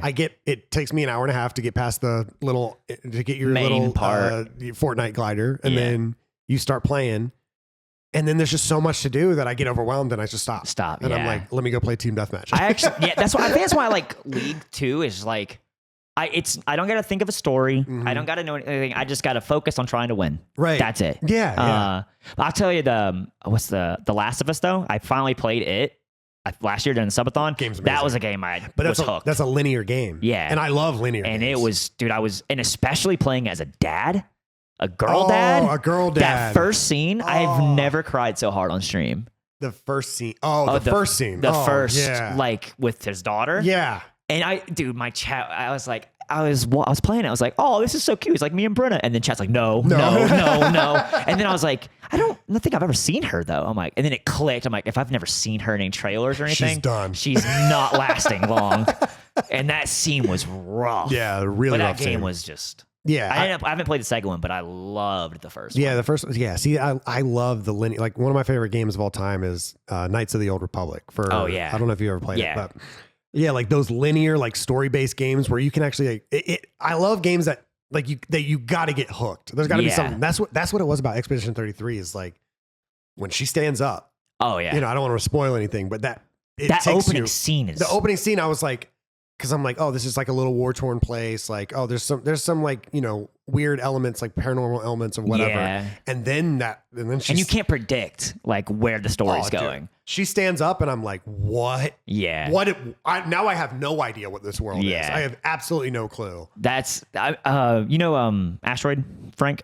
Yes, yeah. He told me he beat it like when it came out. I go, okay, dude, if you're playing a video game not for work, Right. I know it's a good game. Yeah, so that's why I was like, exactly. I have to play this because he's played probably 5 games. Yeah. So I'm like, this has to be a god tier game, and it was. Yeah. I loved it, but yeah, it's just I feel like it's just rare nowadays. I mean, the Old Republic, they're like remaking it or doing something, right? It should be illegal. Like they announced that they were making the game. I think it was 5 years ago. They announced the remake. Yeah. Exclusive for PlayStation, and then it hasn't come out. I think that should be illegal. I don't think if it's not coming out in 2 years minimum, Yeah. or maximum, I think the game should be at least 75% done. yeah, because like, dude, where's Elder Scrolls 6? Exactly. Like every fan like is fiending for that. No, now, I think this. I saw this stat like 2 years ago. More time has passed from when they announced Elder Scrolls 6 until now than time, but between this when Skyrim was released and the announcement of Elder Scrolls 6. That's bad. Yeah, that's not And good. they showed like a forest. Like that was all they showed. Yeah, right. Why even talk about it? Yeah, that's what I'm saying. Like, who made that decision? Yeah. Have you ever played Kingdom Hearts? No. Because that's another game that's like that. Kingdom Hearts 4. Yeah. Like They announced it? That's a game you should play. You might actually get. Did you grow up Disney kid? Yeah. I mean, I like them. Yeah. I don't So- love Disney, but I like them. We'll get ready. You better be a dad. so. Yeah, exactly. I'll play Kingdom Hearts. Yeah, but that's a linear game. It's not really overwhelming. Right. You just go world to world to world. That was a game that like hooked me. Really? That one's really good. The, And the it's original or Kingdom Hearts 1 and 2 specifically for me. Okay. 2 especially. Okay. Really, really good game. Story, impossible to follow. That's just what I've naturally. heard. I've heard. So don't even worry about it. Just kind of I was watching Alexis play like the newest one, the one that 3. Yeah, I guess. Yeah, Yeah, I guess yeah. that's the newest one. And I was watching it, and I was texting her like she was streaming it at the time, and I was texting her like, "What is happening?" And she was like, "I don't know." Yeah, dude, the story is like I watched like a 2-hour like documentary and I still don't know. Yeah, exactly. It's because like the way they did it is like every like thing has something to do with the game. Like the mobile game they had has to do with that doesn't even exist anymore. Right. Has to do with the story. So Oh, wow. like everything. So if you want to know the story, you got to watch a video about somebody basically. explaining. Yeah. Oh, wow. Its lore is just crazy. But that's if you ever want to play a linear game that's like hooking, because it's also like the combat is pretty like dodging and parrying. Yeah, it seems fun. Yeah. It's really, really fun game. Yeah. I remember going over to my friend's house when I was, I don't know, middle school, I guess. And because he had a PlayStation, I had an Xbox. And he had Kingdom Hearts. And so I was like, let me just come watch. I'll just watch you play. And so I would sit there and I'm like, wait, you got Donald Duck now? Like, hell yeah. He's horrible go. too. He doesn't heal at all. So did you really only like mainly play multiplayer games like COD and stuff, or did you grow up playing like any PS2s or? Well, my parents didn't want me to play video games. You know, that was my parents had a screen time journal, which I just straight lied. But screen time journal's really good. My mom was like, "You were gonna go blind if you just play too much." Right, exactly. Yeah. And then like even for like when I did YouTube, my dad's like, "You're going to college," like yeah, of course. Which now he's just like, "I'm so glad I was wrong." Yeah, my mom like, "It's fine, it's fine." Well, my mom never said like you shouldn't do this, because at the time she was just like, well, if that's what you're gonna do, just you know, I trust you. Try. You know. I don't blame him. You know, it's like nowadays if you go to a doctor and like, what do you do? You're like YouTube. Oh, cool. What do you do? Right. It's common. Back then, probably 10 years ago. Oh no, you get paid for that. Right. Exactly. How do you get paid for that? Yeah. I'm like, you know, ads, like commercial. There's a mountain of different ways to get paid. But it's so different now. Like it's just a lot of that's probably like Mr. Beast and stuff. Like it's just everyone I think knows YouTubers. When Ninja popped, that's when it was, you know, and it, depending on who I was talking to is how much I say that I'm close to Ninja. Like, if you said, do you know Ninja? I'd be like, nah, I don't really know him that well. But we follow each other on Twitter. And so if an Uber driver was like, do you know Ninja? I'd be like, yeah, man, we hang out. Yeah, like that's my boy. Tyler, dude. Yeah, we played Among Us all the time. We played twice. Yeah. We played Among Us all the time back in the day. That's so funny. I said that to Marcel and he said the same thing. He was like, that's exactly how I treat the situation as well. Yeah. But yeah, I think that when Ninja really popped in 2018, like I think that's when it started becoming like, oh, so now people are like, my kids are watching Ninja. Like my kids aren't watching Bluey. They're not watching, you know, Phineas and Ferb. They're watching Ninja. Which is in a way, I don't want my kids to watch YouTubers. As a YouTuber, I know it sounds crazy, but like, I hope you have a cartoon or something you love. Like I love that she loves the Pokemon anime. Of course. She started watching it at the beach and that's what it's gotten her just all of a sudden like hooked. On Pokemon. Yeah. Like the cards, we have a local card store now and they have like a free box. Okay. So she'll just go through and find all her favorite Pokemon now and stuff. And so awesome. She's not really, I've tried to get her into the games, but like she can't fully read yet. Yeah, so she's just like, what am I even doing? Yeah. But that like makes the sense. anime and the cards, she's all about. That's awesome. So that's cool. Yeah, it makes me happy because it was such a big part of art, especially kids that grew up with the Game Boy Colors. Like me, like I think my first Pokemon was, the first Pokemon game that was like poppin'. Like I remember the release of Silver because I think Silver came out in like 2002 or something like that. Was it really? Or was it 99? I think it had to be 90s. 2002. I'd been pretty old. Wait, was it? Well, yeah, you might be right. I might be wrong. I don't know. I might be wrong. I thought 99. Alice. I thought 99 He's already on it. Yeah, he's on it. I thought 99 was red, but maybe 99 was silver. 2000. That's still later than I even realized. Yeah, so 90. So in 2000, because I was like 7, that's when people started playing, and my parents got me a Game Boy Pocket, and so I could play Pokemon. Pokemon Yellow, and it was just that took the world by storm. Like literally took. I think Red's still the most sold Pokemon game. Is it really? I'm pretty sure. And so you just got to, and so as you get older, as I get older and I get out of Pokemon, I was like, I hope that I know Pokemon's still huge, but is it still banking on Pikachu and Charizard? Yes. Like, yes, it is. Yeah, still 31 million. 31 million copies. Scarlet and Violet, which is crazy, with the last one, did 28 million. So it's right there. Oh, so it's like a resurgence a little bit. Yeah. I think it's because it's on the Switch. Oh, okay, yeah. I mean, the last 2 and 3 are both on the Switch. So they're close. So having been a Pokemon YouTuber for 10 years, do you see the ups and downs of the game? That's what I think I like about it, though, is because like we could do a video on Red and it do well. Yeah, like we're not relying on a new game. Which I mean, Rich used to be a COD YouTuber. I mean, he still does it from time to time. But like hearing from him, like, you basically have to just play the new, the meta, like, Yeah, right. what's out, like, if or do a one-off, like playing Black Ops 1 in 2020 or 2026. But you can't make that video all the time. Yeah, so I think that's one thing I like about Pokemon is like we can go back and play those originals and people love it. Because like I think when people see us, like they just assume like, oh yeah, a lot of kids watching you, which I'm sure obviously we do. Yeah. But every viewer, I mean, cons and stuff, probably met over several thousand people over the years, like that watch us. I've met like 5 kids. Right. Like, really? Yeah. Like, that's surprising. Yeah. Like we hosted a panel, 2 panels at Anime Week in Atlanta. Okay. And we had about 700 people show up. Yeah. And like almost all adults. So it's just that watch us. I think it's because like I get told all the time, you reignited my love for Pokemon. Right. Yeah. So it's people that grew up with it that are finding it again as an adult. So and it's a generational game. Yeah. Like it's not like Fortnite. Like I think when Fortnite came out, like it was so accessible to everybody, and it was such a like a Robloxy type game where it's like kids are like, I'm gonna play Fortnite. But for Pokemon, it's probably most of the time parents introducing Pokemon to their kids. I don't know if my daughter would ever seen it had I not been a big Pokemon fan. Like I have nieces and nephews, and they like Pokemon, but they're Roblox, Fortnite. Right. Yeah, that's like their era. There's still a little bit of a weird argument there with Call of Duty, like because I think when we all started playing it, Modern Warfare 2, COD 4 era, we were like 12, so we were kids. Mm-hmm.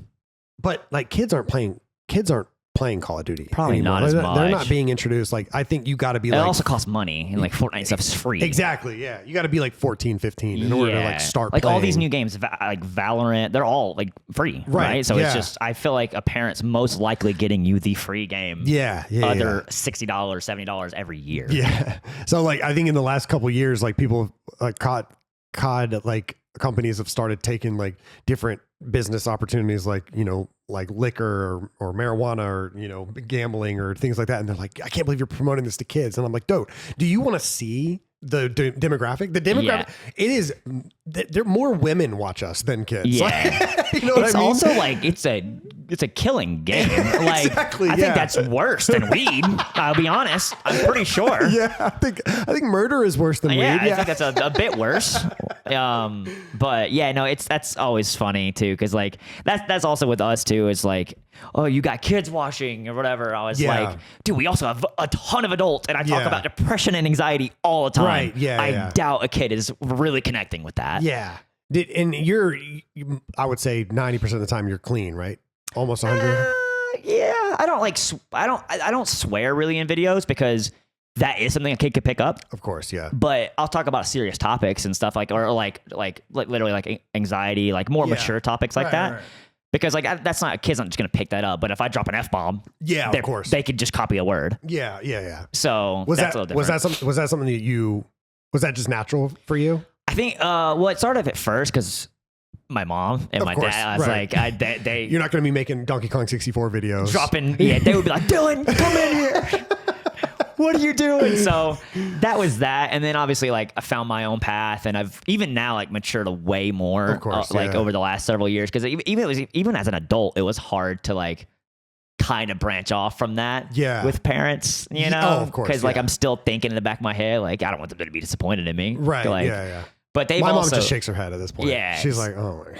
But so it's gotten more and more mature over the years, as I have. So and you see your audience as well. So so I also know a majority of my audience is old, like older, right, or at least like dedicated viewers. Like I can't obviously analytics you can't really because they could be on the mom account, whatever. But like people I've met, communicated with in chat, like always older. There's an occasional like 12, 13-year-old, but not as often. So what events do you go to where you get like swarmed?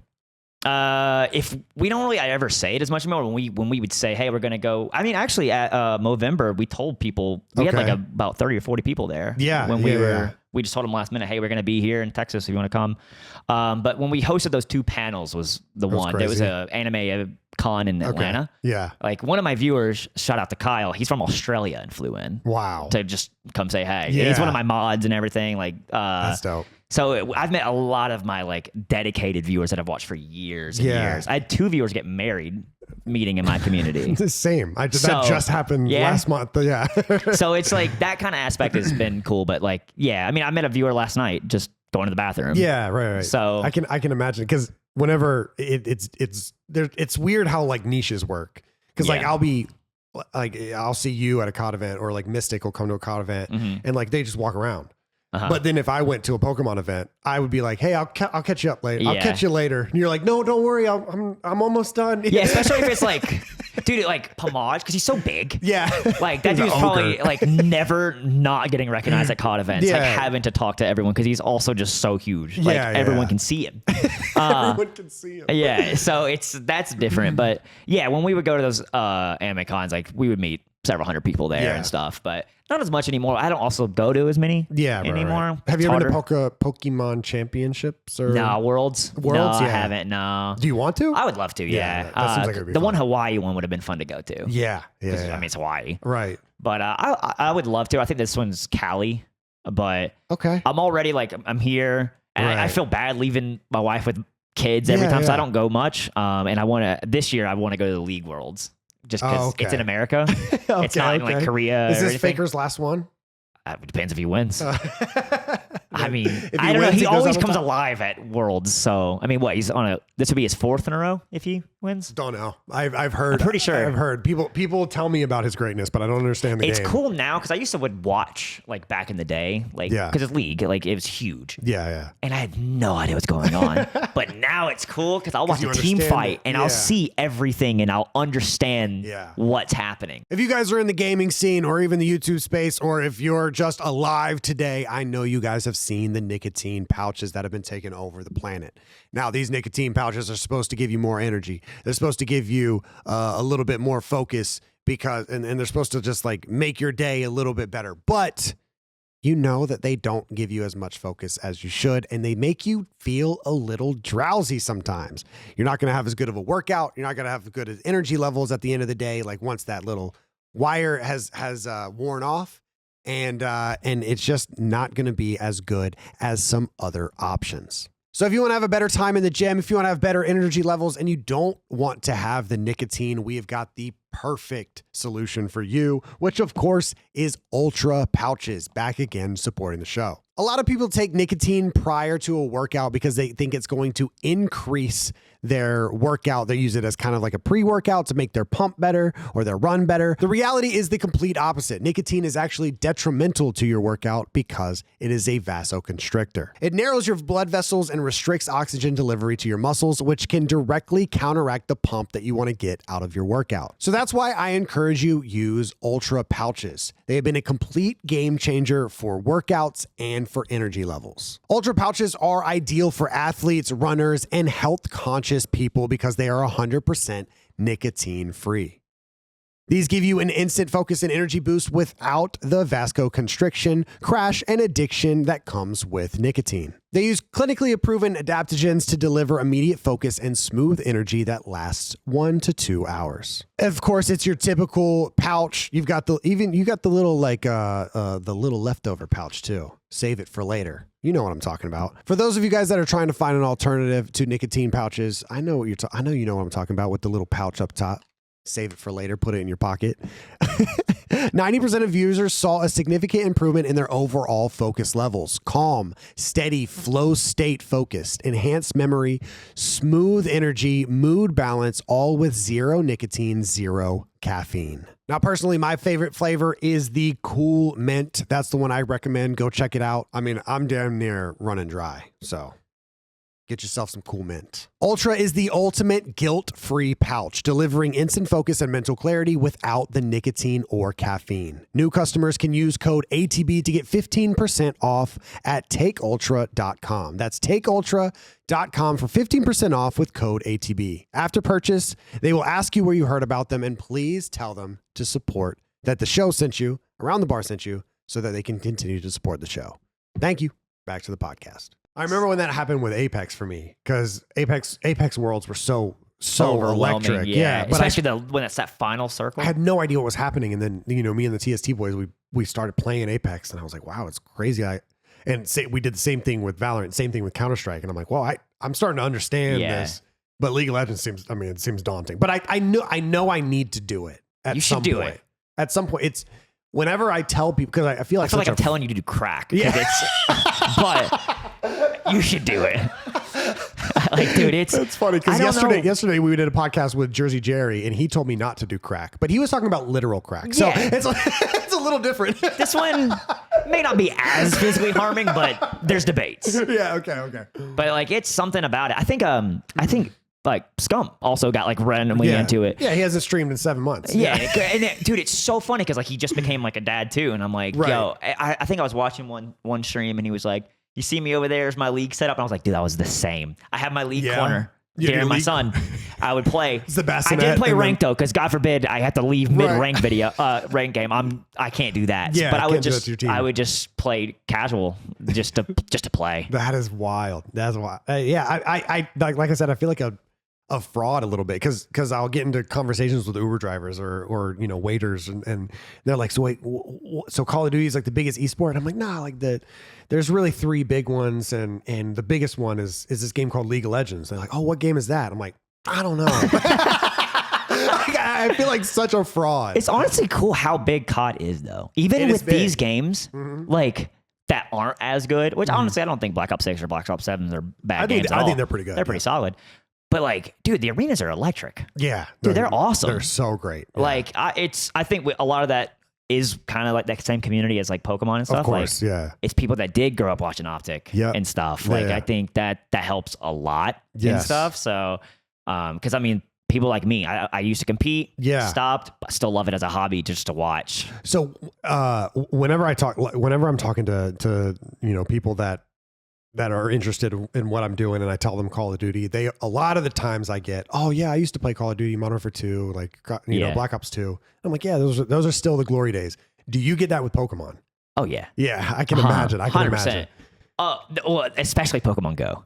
I didn't even think about that. Because like that just obviously opened up Pokemon to so many different people when it was on the rise, like when it first came out. 2016. So like especially COD community, when I was meeting like Hilton and stuff, you do Pokemon Go? I was like, I play it, but I don't make content on it. Like everyone was talking about. Like that's what they actually kind of go to now. It's Pokemon Go. Pokemon Go. Yeah, I did a trivia video in the Scuff House, and it was like the iconic soundtracks or iconic moments or sounds. Yeah, I've learned how many games y'all have played by watching those. Yeah, not a lot. We are. Dude, it'll be Sonic Green Hill Zone, and no one will get it. Know. And I'm like, that is insane to me. We are. What do they call them? Ball and gun people. Yeah. Like T-Dog released this picture. It's like gaming's back, and it's just a stack of Call of Duties. Yeah, dude, he is so funny, man.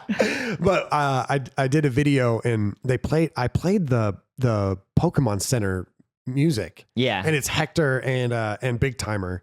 And they're both sitting there and they're like, I have no idea what this is. And I'm behind the camera like, how do you not know this? Yeah, it's just like, even if you've never played it, right? Like, I am just shocked, which heck surprises me a lot. Because like sometimes it'll be like Mario 64, Dire Docks, and he'll get it. Yeah, and exactly. I'm like, okay. yeah, gamer. A little bit of unk in there. But yeah, and then I was like, oh, that's Pokemon.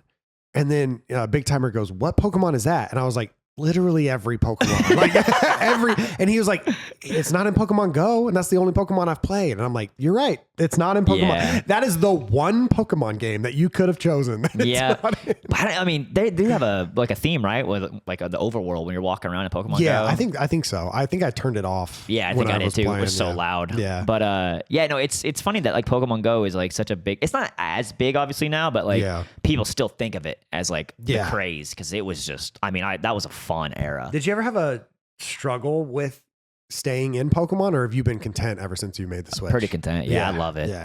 I mean, I'm thankful. I'm hoping that lasts as long as it can. But like, some people are like, you've been doing the same kind of videos than we fights like for 4 years. There's no way you're not tired. I'm like, I don't know what to tell you. I'm having fun. Like, I'm still going. I'm having a blast. Like, sure, do I wish I had a 4th channel for League of Legends? Yes, but it's probably good that I don't. Yeah, if you made a League of Legends video and it got 400K views, it would be bad for everyone. Me and my friend Shady, because he's the one that got me into it, was Shady. He's like, dude, they would never see us again. Yeah, like them poor souls. It would be League of Legends daily uploads. Because I think the reason I like it so much because it makes me feel like the GB days where I could just play 15 hours and not flinch. Oh man, because I miss that feeling, and so having that again in my 30s now, is just the best. Yeah, that's because I just don't know how long this will last, how much I love it this much. Yeah, so I want to hold on to it. I don't know if I'll have it again. I don't know if I'll have that competitive. I don't know. I don't know. It's probably a lot of mental and me projecting some stuff, but that competitive itch is just bombed. Like for me, yeah. So if they released MW2 port next year, I would play it until the end of time. Yeah, because that's like your favorite, right? Yeah. I think I saw somebody. I've been talking a lot about the Black Ops 2, Black Ops 1 ports, and one of my viewers replied and said, I think if they made a Modern Warfare 2 port, you would never play another game. And I was like, I'm also scared. I'm also scared that would happen. Yeah. Because I think it was just like the best days of gaming are me, Blake, and George playing Modern Warfare 2. It was sick to see y'all like back for the for Black Ops 2. Yeah, we're doing like streams and stuff. It was the first time we've streamed together, since we kind of like parted ways. And those old school Call of Duties, like they just bring you back. Man. They're so much fun. Yeah, because I remember because I found TST, I think during Cold War. Okay. Because y'all are doing like just that's different. Very rare. Yeah, that's actually that was the start of like the. Yeah, when I found y'all and I was just like, oh, these dudes are just hanging out. It gave me that like old school vibe with your friends. Exactly. That you would just boot up the Xbox, hop on, and it was like I think that's why I liked it so much. Yeah, it was the best. It was the best years of my life, especially content wise. Just so great. Yeah, I'm sure that was hard to like take a step back from that for sure for all y'all. Yeah, no, I definitely. Me and Blake will have to see a therapist at some point in our life, and George is. Hispanic, so he doesn't have to. Yeah, he's built different. He like forgot it even happened already. But it's just I don't know. It was a beautiful time, and but yeah, if they ever release Modern Warfare 2, like dude, there's no way they don't. It has. Seeing these numbers, and it's the fact that you get to buy it, right? It's $20. Yeah, it's $20. So, and I don't even know. I don't even know if Call of Duty has anything to do with this. I think this is all Sony. I think this is all like. Well, I know they see it. But they see it. Yeah. So even like what was it? Infinite Warfare, right? It was where like so many people just bought that game just to play COD 4. MWR. Right. Exactly. So they know. And you'll like I think Nick said it in the Flycast a couple episodes ago. He was like, dude, I'm so tired of Call of Duty like remastering games. And I'm like, bro, why does everyone say that? They've remastered one game ever. That's my biggest pet peeve when they're like, oh, Raid again. I'm like, yo, CSGO has had the same map for 20 years. Imagine if you get on League of Legends and you're like, Summoner's Rift again? Yeah, oh, man. I hear that the minions have spawned and I'm ready. Right, exactly. Like, give me Raid every year. Yeah. Give me Raid every year. I don't care anymore. Because like, worst case, you just don't play it. Yeah, right. If you don't want to play it, don't play it. Keep like, at least for me, like Raid, I think Standoff. I'm actually more of a Standoff person than I was Raid. I loved Standoff. Yeah. But like, give me those maps. Because like, oh, dude, I know you've seen it a million times. Right. But it just plays well. It does. It plays. And I just don't, I think the last maps that I feel like played really, really well were actually MW3 2023. Yeah. Was like Vista and like Six Star. Vista, 6-star, yeah. Those were awesome maps. Incredible maps. Like for ranked, that was incredible. I think the biggest thing with COD right now is just if they can handle the hackers. I think if they can stop that, I think COD would have a resurgence for sure. Yeah, I would hope so. Because if I'm getting hacked on in League, I'm pit. I'm not playing. Yeah. How does that happen often? No. At least I wouldn't know. Yeah, right. Like I just assume they're like smurfing or goated if I'm getting destroyed. Yeah. But no, I think their detection with Vanguard is like pretty nuts because you have to have it installed for that and like Valorant and stuff. Yeah. I don't know about Val specifically, but I don't ever really hear about cheaters. Not a lot of cheaters in Val. So I think League's the same way. Yeah. Makes perfect sense to me. But yeah, we'll hope for it. And how many times but on the flip side of that, Pokemon does remaster their games. Oh yeah, often. Oh yeah, they live off nostalgia. Yeah, right. They know it's the opposite of COD. It's the so funny. Opposite. Like they know like Charizard. Like, give us more Charizard. Yeah, right. Like, I mean, you pull it up Winds and Waves. The first thing you see is Pikachu. You know, like Do Pikachus. because like even like Ash stepped away in the anime, right? The recent one, but even like there's still a Pikachu. Like he's like a captain or whatever. Oh, okay. Okay. Which I think is really cool too. Is like that my daughter like ended up loving the original anime. Right. Like, and she's seen the new one, but for some reason. She love just that. loves the original. I love that. She thinks it's the funniest thing in the world. Like there's the specific episode where like Charmander gets licked by a Haunter with the Gengar episode. And they're all playing pranks. She thinks it's the funniest thing. That's funny because I was scared of that episode as a kid. Oh, I don't know. She doesn't have fear. Zero. Like we were watching Toy Story 3 and Lex or Toy Story 1. I'm like, dude, this movie's kind of freaky. Yeah. Like at the end with like Sid with and Sid like and stuff. Yeah. and I was my also daughter's scared. laughing. I was also scared of Toy Story 1. Yeah, I was like, Maybe I was a bitch. I don't know. I was. Dude, you ever seen the Brave Little Toaster? No. Dude, I was shaking his head. There's a clown. I don't know if you pull that up.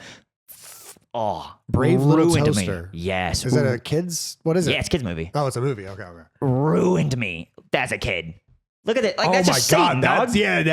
That is the devil himself. That is, dude. I hated clowns. I still hate clowns. Yeah. Because of this movie. Because of this movie. I show my daughter that. She goes, funny clown.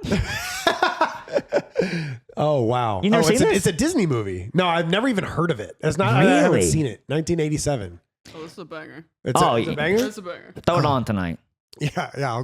In Vegas. Yeah. Just in my No room. gambling tonight. Watch the Brave Little Toaster. Yeah, I gotta watch the 1987 Brave Little Toaster. So you said your parents didn't like you playing games that much, but you still play like Pokemon and stuff. Like, Yeah. I think they were scared because I think a lot of our parents' generation, like they were kind of scared of the World of Warcraft, like people. Yeah. Because you would hear people like losing their lives because they're trapped in a weak. Yes. they're just trapped in their mom's basement playing World of Warcraft. I get that. Want you outside, right? Sunlight, exercise. But I think a lot of things. I think Nintendo especially does a good job of like steering that narrative. Like with you have a Game Boy, and now you can play this little handheld thing anywhere. So so they gave me that, and they gave me tennis and Tetris, and also my parents liked Tetris because it's an older game. Yeah. So they understood like that. And then they Good got for me your brain. They got me an Xbox original, got me Fusion Frenzy as like a party game. Yeah. Goated game. Right. Or like NBA. It's one of the most underrated like party games of all time. Our church had it. Like we had a little Xbox system out there, and me and my friends would just grind it, dude. Exactly. Especially like the spiral. You know, when you're going up the spiral, Oh, and you yeah, gotta duck, jump, duck. Twisted system. Yeah. Man, I love that game. I would love to throw a Twisted System tournament one day. Yeah, it's like a weird little dream of mine. Yeah. But okay, so they eventually did with the Xbox. It was like sports game. Yeah, I would play sports games with my dad, racing games, and I think like when they started seeing that, they were like, oh, okay, as long as there's not like shooting. So you didn't really grow up with like Mario or anything then? No Mario. That's crazy. No I always Wii. like everyone in Optic. I always figure like, yo, you're probably one of the more gamers. You know? Me? Yeah. I like games, but you just like because you know them at least, right? Like in like trivia and stuff. So it's interesting that you haven't actually played a lot of them. I also am like I think I'm not like one of the only people of my friend group in Optic that like I'm like I really love the YouTube side of gaming. So I watch you if I remember like the old days of trying to play like Age of Empires Go 2, game. Really great game. They just did like Age of Mythology, like the remaster. Yeah. Right. And so I'll like randomly like see a YouTube video pop up and it's like the history of Age of Empires and it's 2 hours long and then I'll watch it and I'm like, I love videos like that. These are great. And then I'm like, does anybody making videos about it? And then I'll find a guy and he's still competing and they're still making tournaments. They still I think it was Age of Empire. I got into it again recently, probably about a couple years ago. And there's like tournaments and stuff. $100,000 tournament. Yeah, and it's bigger than I would imagine. Yeah. And I learned really quickly how bad I am at the game. Yeah, because I was like, I'm being veteran. I'm goated. Yeah, I'm playing like the and campaign. I'm watching them, and I'm just like, bro, yeah, there's no way. I don't even want to even try online on this. Yeah, exactly. And so, but I like that aspect of it. Like if I'm getting back into Pokemon, I start watching Pokemon content. If I get back into Minecraft, I'm watching Minecraft content. And I don't think any of my friends do that. So I think that I don't know if I'm as much of a gamer or if I just like seeing people in their element. Have you ever still go watch I think it's the video game historian. He just like retired actually. I don't think so. No, I don't think. Yeah, you can throw him up. But if you ever like that kind of stuff, you should watch his. Like he'll do like Like why Super Mario Bros. 3 was revolutionary. Okay, maybe I have seen his videos. Yeah, and he is I didn't know. unreal at Yeah. telling like a story. Like he just stopped though. Oh no, I've actually never seen. Dude, I've they're never some of seen the this best guy. videos ever. Like he'll literally just tell you a story on like why this was so popular, why Nintendo was so good back then and stuff. Like what separated them. Right. Like I love the stuff competition like of this. like the N64 went cartridge while PS1 was going disc and stuff like that. They're really cool. I think love these videos. I think part of what I like about gaming as well is like the old school games were made with such soul. They were made with such like we're revolutionizing entertainment. So like we're putting our all into different elements of the game. Yeah. And now there's just money. You don't see that as much. And, and the amount of like unfinished games you see released. Right. Exactly. I think that's why everyone liked Expedition 33 so much, because it was like a group of developers that departed. I think they were Ubisoft, I think. Yeah. And made their own. And then you could just tell they loved their game. And I watched a documentary on the making of Expedition 33, and there was a lot, like anytime they got pushback from the investment group that they actually did have, they would say like if you want, like we're trying to make a beautiful game. And like, here's where we're at. They would hold like, investment or like the meetings or board meetings or whatever. And they would show where they're at. And then the investment group were like, all right. Yeah, as long as you're still going. Whereas if it was Ubisoft, they'd be like, if it's not out November 2nd next year, like it's a failure. Like I think that's one of the issues with so many games is like they have to come out at certain times. I think Pokemon's a lot like that too, in a way. Because I think it used to, I don't know if it still does, but it had to line up with the anime. Like, because it would be the new season of the show. Oh my God, I didn't even think about the That's another whole aspect. Yeah, because it would like Gen 7 would come out right when the Alolan anime is coming out. Yeah. So I'm pretty sure that's a thing. I don't know about now because the new show is not really as much on that. And then also it's not coming out in fall season, which is like never a thing. I can't imagine the new anime has, I wonder what the viewership is like for the anime now. Like it has to be pretty good. You still think it's good? Oh yeah. Wow, okay. I didn't know if it would I think it might. I mean, I don't think they put as much effort into it as much if it were bad. Right. Okay. Yeah. But yeah, I feel like a lot of these companies are like that, and it's like get it out now. Like we have a budget to fill, we have investors, we need now. We need the video game out now. Yeah. And I feel like that's just. I mean, it happens too many times, like where it's just falling short. That's why I like FromSoft so much, like the Dark Souls, because I feel like they're just making their own. They're on their own lane. FromSoft, Naughty Dog, like these guys.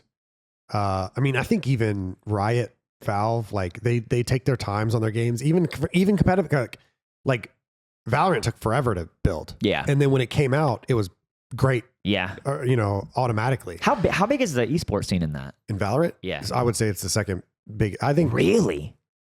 I think League of Legends is comfortably first, and I think Counter-Strike and Val fight for second. I thought Counter-Strike probably was a lot bigger. I think for a little bit there, it was Val. Yeah. And now I think it's a little bit more competitive. Yeah, which is crazy that CSGO is still that game for like. Yeah, it's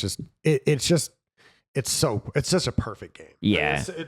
It's so I can't stand tack shooters. I'm not good at them. I like being able to move while I shoot. Yeah. I hate having to stay still. I don't like the whole aiming system where you have to pop. Yes, I wouldn't mind. I don't mind my mouse and keyboard if I can move too. Right. Like if I'm like dodging. When I play COD on mouse and keyboard, I have fun. Yeah, but just literally not being able to do that drives me insane. I've tried to get into Valorant and stuff. Like Overwatch. I liked Overwatch a lot. Okay. I've never played it. It's a fun game, but the rank system was terrible. Apparently, this new game Deadlock coming out. It's like League and Overwatch. Right. Jack was telling me like you got to play this game. Did you get into Marvel Rivals at all? Yeah, I played it a little bit. But the thing with hero based anything, it doesn't have to be a shooter. It can be a BR or literally anything. I'll get so addicted to a character. Yeah. And I can't play anything else. And then when people are like I play Yoru in Valorant. I play Mirage in Apex. And then I played Cloak and Dagger in Marvel Rivals. And if a patch comes out and they're bad, I literally will stop playing the game. Really? I'm like, I'm so not you going have to your learn. main, and that's it. I'm not going to learn another. A one-trick pony. I'm a one-trick pony. And if I get to a point where there's picks and bans and they ban my character, I will just quit. I'm not playing. Maybe League ain't for you. It probably isn't. It definitely isn't. Dude, but I need to just learn it. Dude, I love learning new champions because like that's what like if I get kind of bored with one champ, I'll just hop on another one. Yeah. Yeah, and that's been my thing right now is just trying to learn new champs because there's so many. Yeah. And it's like you start with the basic characters, like a Moo like a big one for like jungle. Okay. But then like I've been learning Zed lately, which is like Faker has like a million plays with Zed. Okay. He's not even a good jungler right now. He's like D tier. Okay. But I just love him. Yeah. He's fun. Yeah. So I've been trying to get good with him because you could just pull some crazy like plays. Yeah. And it's a lot of fun. Like, I still have my main, which is Nocturne. Okay. But I love learning new jams. See, even with like, I would say my second favorite video game of all time, or definitely top 3, is Super Smash Bros. Melee. But like, I don't even know how to move the other characters. Like, so what's your main? Falco. So I play Falco, and like, if you give me a controller and say, hey, play Jigglypuff for a little bit, I'm like, no. You should press A. I have no idea what to do. Like, no clue. That's so interesting. I don't know. It's just how my brain. I think it's Call of Duty brain. It's like we get in, we have a UMP, and that's what we do. So did you ever play competitive COD? So I mean, you're obviously so invested. Did you ever compete at all? Oh, like in actual tournaments, like LANs and stuff? No. You had no interest in doing that? I mean, it just wasn't. It never seemed realistic. Like I think Blake and George, one time they texted me and they were like, "Guess where we are? We're at a LAN right now playing a 2v2." And I was really? like, what? And this is in Modern Warfare 3. They went to some like local place, and I was like, bro, that sounds like the most fun ever. Oh, it was. But like, I was in college and like, or I was in maybe it was like it was Modern Warfare 3. So I was in college. So I was in college, and I was like, it never seemed realistic, like that I could actually go play it. So how did you get like into competitive? I loved watching. Like Modern Warfare 2 is when Modern Warfare 2 is when I started. Really early. Yeah, I thought I'm early with Modern Warfare 3. Modern Warfare 2? Yeah, Modern Warfare 2 I would watch, like I would download, because we played GBs all the time. So I played GBs every day. Yeah. And I would download GB Live videos, and it's like Fwiz and Hastro like commentating, and I would put them on my iPod. I would download them, put them on my iPod, and I would watch them. Dang, like, that was a very fossil sentence that you just said. That's crazy. Yeah, and I would download them, put them on my iPod, and that's how I would like watch the games. So I've been watching for a long, long time, and then in Modern Warfare 3, I watched a little bit of Black Ops 1. I didn't like the game, but in Modern Warfare 3, I started watching all the EGLs and the Apex. I still team. remember to this day, and it was an optic choke. They were up 3, or what was it? First 4, right? In S&D back then. They were up 3-0 on Carbon. Yeah. And they choked in finals. EGL 8, I think. Yeah. They choked, and they lost 4-3. I still remember. Yeah. And it was against a European team. Yeah. It was like the first time Europeans like have beaten American teams. Like it was crazy. Yeah, it was nuts. One of the European guys used the MP7 silencer, and he was like the only guy who used it. And I was like, whoa, that's so sick. And then I think that guy, I can't even remember who he was. But that guy and then Fear Moho used the UMP instead of the PP90. And I was like, I love like when people use different guns.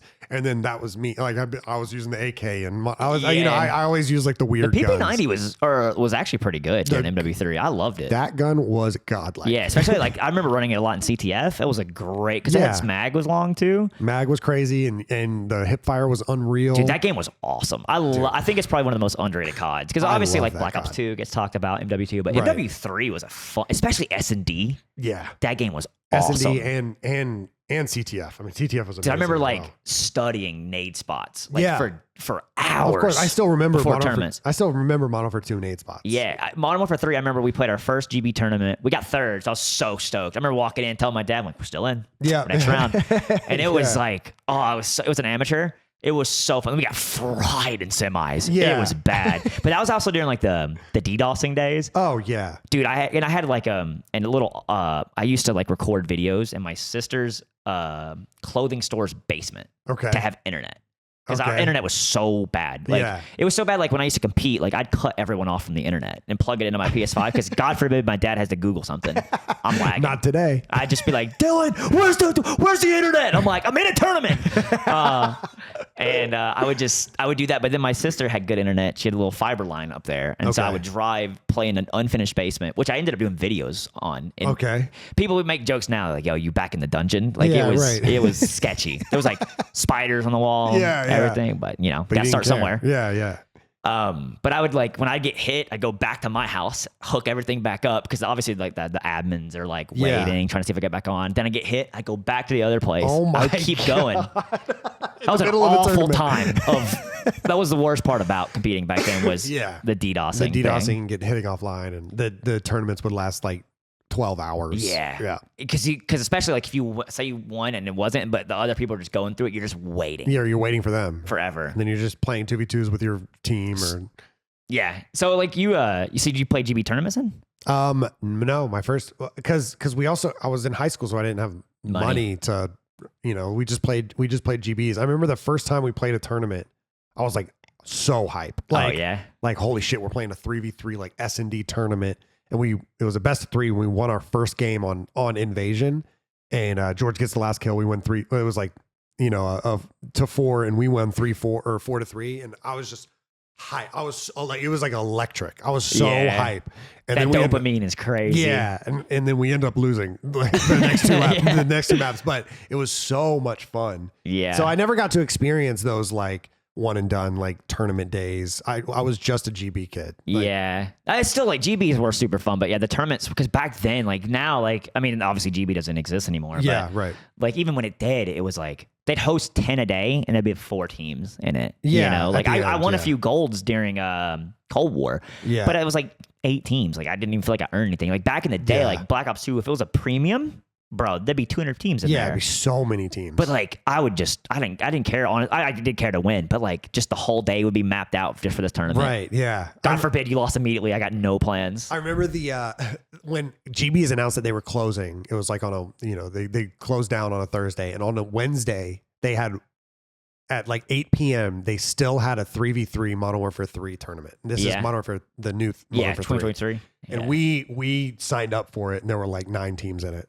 And we made it to finals, and that was the tournament I wanted to win more than anything. Because it's like it's the ending. very last GB tournament, and we lost like round 11, and I was just like, I was heartbroken. And Blake and George are like, dude, that was for like $2.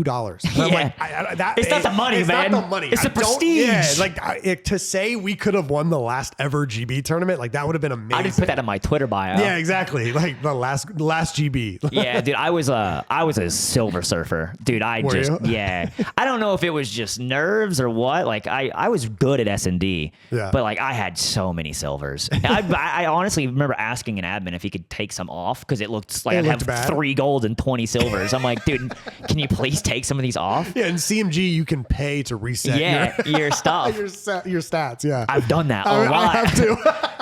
Dude, because I was the kind of kid, like, when we would GB, we would try to do, like, 100-0, and my team would get so mad. Right. If we were 50, or something, and we lost, they know I'm deleting that thing, and they'd get so pissed. I'm like, we'll see you tomorrow. Well, yeah, we can't have that one.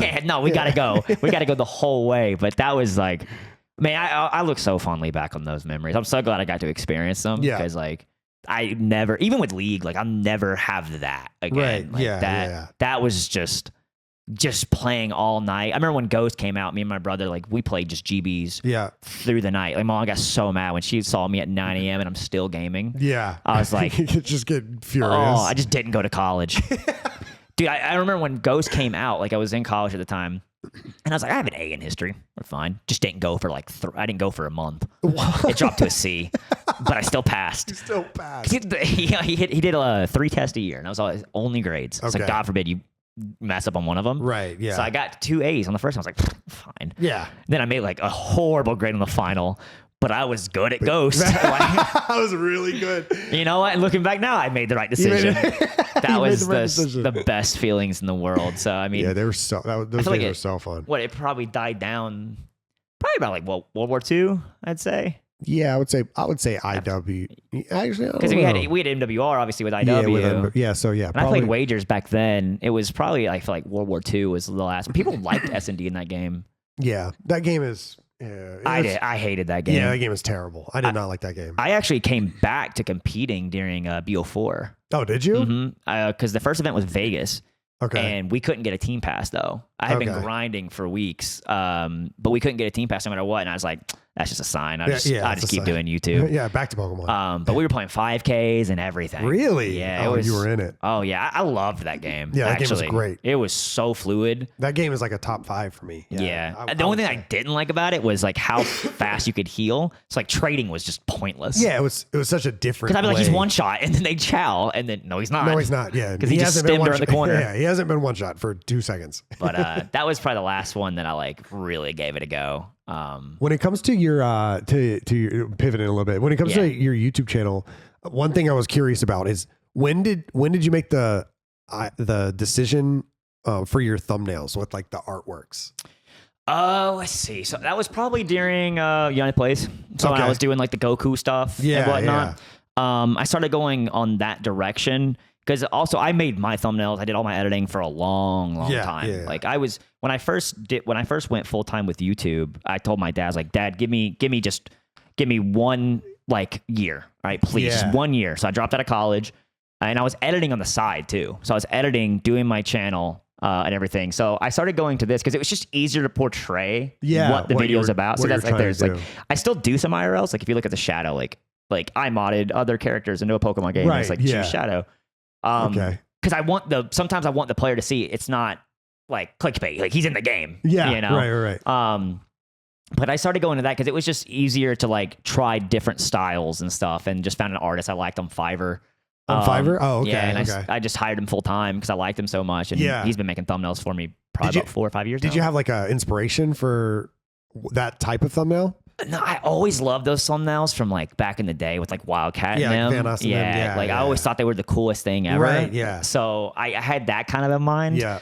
And yeah, I was just trying something different. Yeah. Because like back for a while on UnitedGamer, if you look, we had like when we do Let's Plays, it was like a logo in the middle, our Okay. faces on the right, and like a gameplay screenshot on the left. Yeah. So, and that wasn't cutting it anymore on Right, YouTube. yeah, Like, yeah. So I was like, how do I portray this video better? Yeah. And I was like, well, the easiest way is asking an artist, like, hey, I want this or whatever. This is how I want it. And I type a big description and Yeah. stuff. Like, I'll just dedicate like 2 hours and like type up 10 thumbnails Wow. to an artist. But Yeah, it seems like I don't know. It seems like it would be a risk to go that direction. Like I don't think I could make Call of Duty thumbnails where it's like, you know, COD's different. Yeah. I mean, y'all's when y'all did like Apex and stuff, like y'all had clickable thumbnails, like the Yeah. 100-hour yeah, the challenges 100 and hour, stuff. yeah, those were a lot of fun. But that's So- the stress of YouTube though, because I'm looking at this, I'm like, would I click this? Right. Like, is this a It's good? Is this so- a good thumbnail? Yeah. All right, what about my title? yeah. Because then even if you A/B test it, I'm like, which is not helping? Is it my title? Is it my thumbnail? Yeah, Like, exactly. I never know if A/B testing is worth it. it's to begin so with. stressful. Like Yeah. on United Plays too, if I'm like, I invested thousands of dollars into this video, Right. all my time, script writing, Yep. all of this stuff, I can't let this flop. I Right. have to like go Yeah. so hard on this. So that's when I'd probably do 10 thumbnails. Yeah. God forbid it's like tanking, try another one. Yeah. Just see yeah, what we yeah. could do. That's yeah. I think it was Leanhart who actually reached out and was like, yeah, keep trying. Because he showed me like a graph where he changed the thumbnail right. and it just It took spiked. off. Yeah. Like 10 days late. So weird. Because I always just felt like if it didn't do well in the first 24 hours, the video's chalked. Yeah, I'd fall victim to that. All right, too. next video. Because Yeah. it's ruined. Luckily, doing podcasts like that has kind of changed my like mental with that Yeah. because I'll do a podcast with somebody, and the first 10 hours. I mean, it's Yeah. just like who's going to sit down and watch a podcast premiering? Like it's Yeah, because more of like I watched the Around the Bar when like going to the beach. right, something, exactly. You Yeah. know? People usually try to find their time to watch it. Mhm. So it takes 48 hours for the video to really like Really? start picking up. Yeah. So like the peanut episode, like dog. I mean, well, that's a Dude, I clicked on that hoping to see his face. Yeah. And it wasn't. That was so cool though. It's definitely an anomaly, but like that video, I mean, it had like 20K views first day, and I'm just wow. like, oh wow, at least it's doing good because 20K in a day for a podcast is not bad.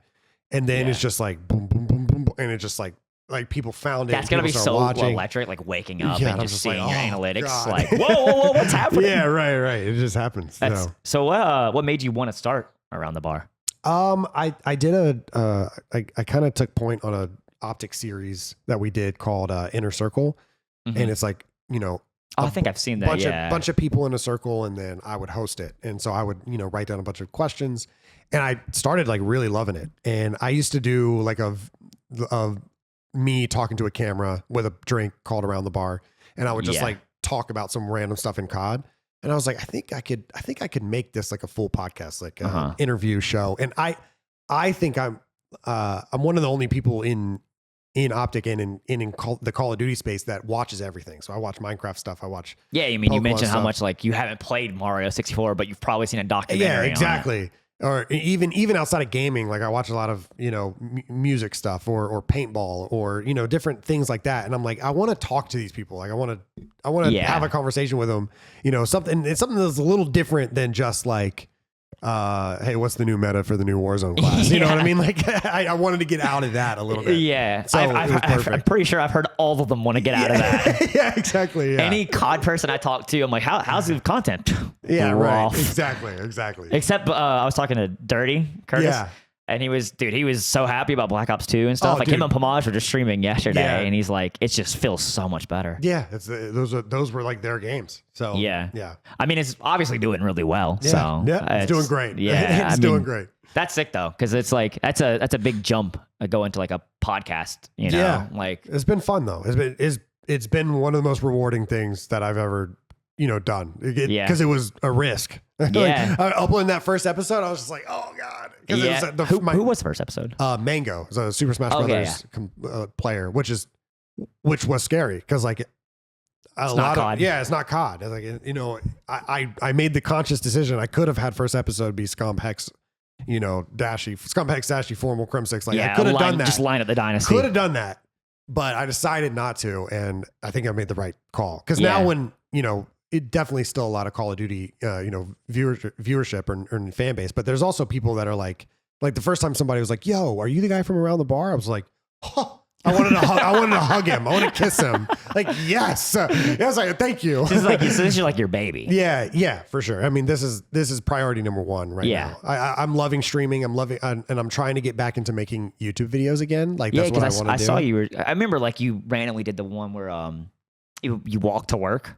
Oh yeah, yes, yeah. To tell the joke, right? It was like a very like Ryan Trahan, kind of style video. Yeah, exactly. So it's like I feel like you've tested the waters with a lot of different content, right? And I think what one of the biggest things we did with TST was like those 100-hour videos, and they did so well. And so I would love to implement that as well. But it's so hard, man. It's so hard to do it all. Because like my brain tells me all the things that I can do. Yeah, but then like I'm like, how am I gonna? I'm barely keeping up with what I do now with my 3 channels. Yeah. I told my wife I was gonna make a 4th channel. She said, "It's me or the 4th channel."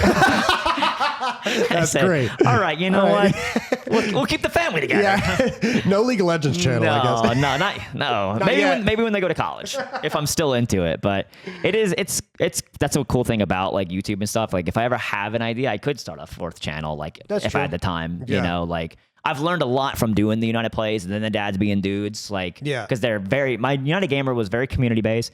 United Plays, not as much. Right. It's like, if I ever get recognized, it's really not United Plays. It's like the kind of people who will click it because of the algorithm, watch one video, then they're done. Like if I went live on United Plays versus United Gamers, no contest. The chat interaction, the number, like the amount of people talking. Yeah. Like if I did the charity, on United Plays, would not be the same as like the community on United Gamer. That's why it's wild how YouTube streaming works too. Yeah. It's way different than Twitch streaming. I've tried to grow my Twitch. It's just people don't want to go over there. Yeah. Right. Like if you're already on YouTube, like just stay on YouTube. They're just right.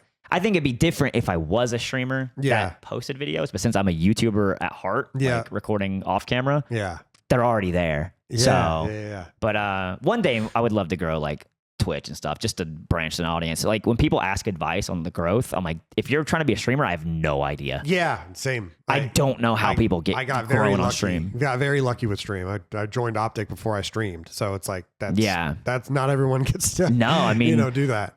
I mean, when you first joined Optic, were you just doing like the process or what was the vision? Vision, I was doing vision and like the smooth competitions and the trivia videos, and then I started streaming after that. So that was.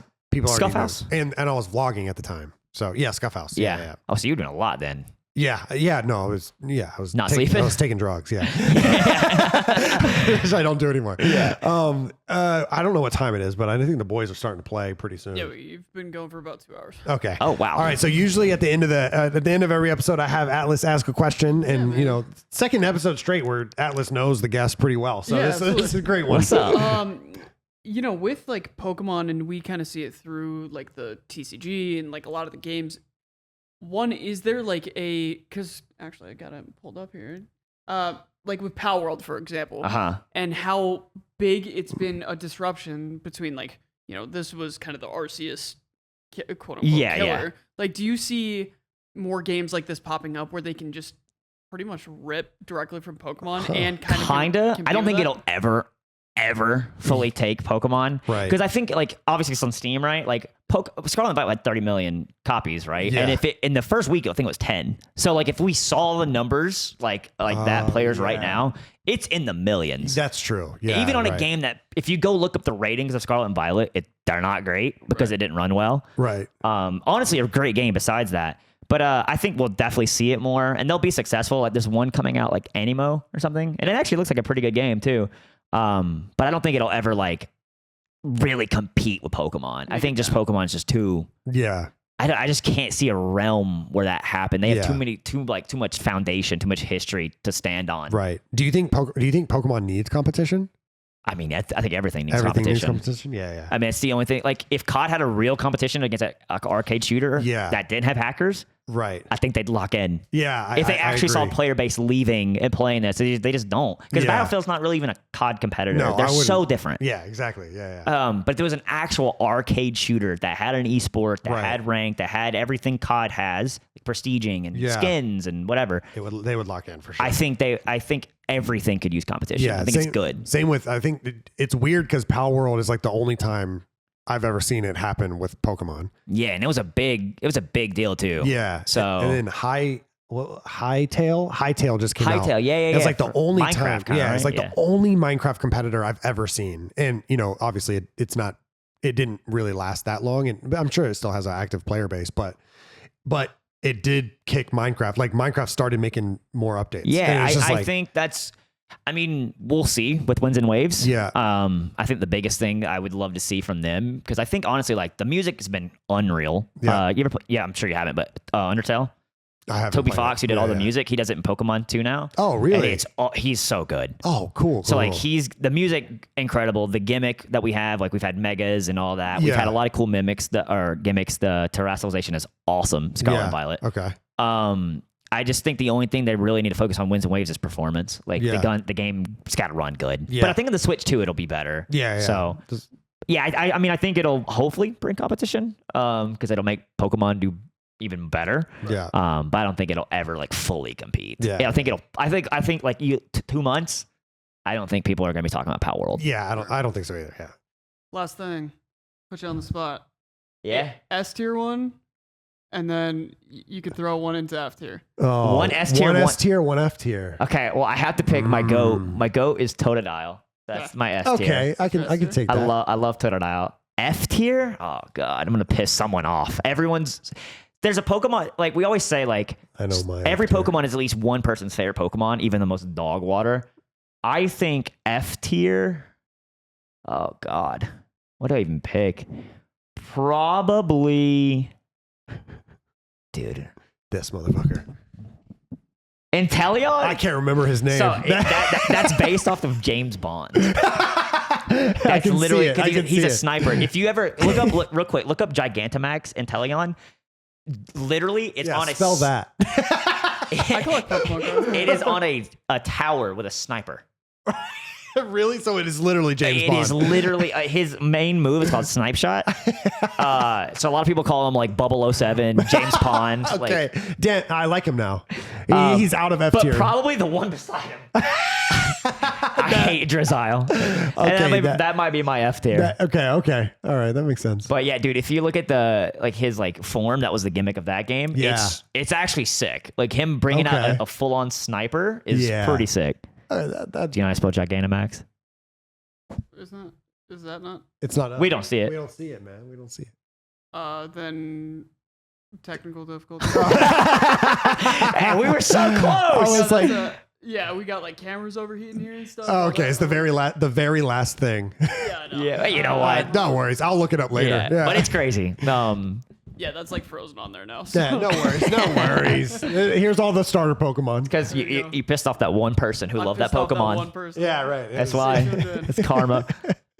All right, man. Well, I really appreciate you coming on, having a thanks for having a having cup me. of coffee after a night out, and then talking about some Pokemon, talking about some Call of Duty, man. I It's been appreciate a blast. it. Thanks so much. Yeah, thanks for watching, guys. We'll see you guys in the next one. Subscribe. Peace. Thank you guys so much for watching Around the Bar. Please go check out the Patreon and the merch if you can. It really does help the channel and the show. But thank you so much, and we'll see you guys in the next one. Peace.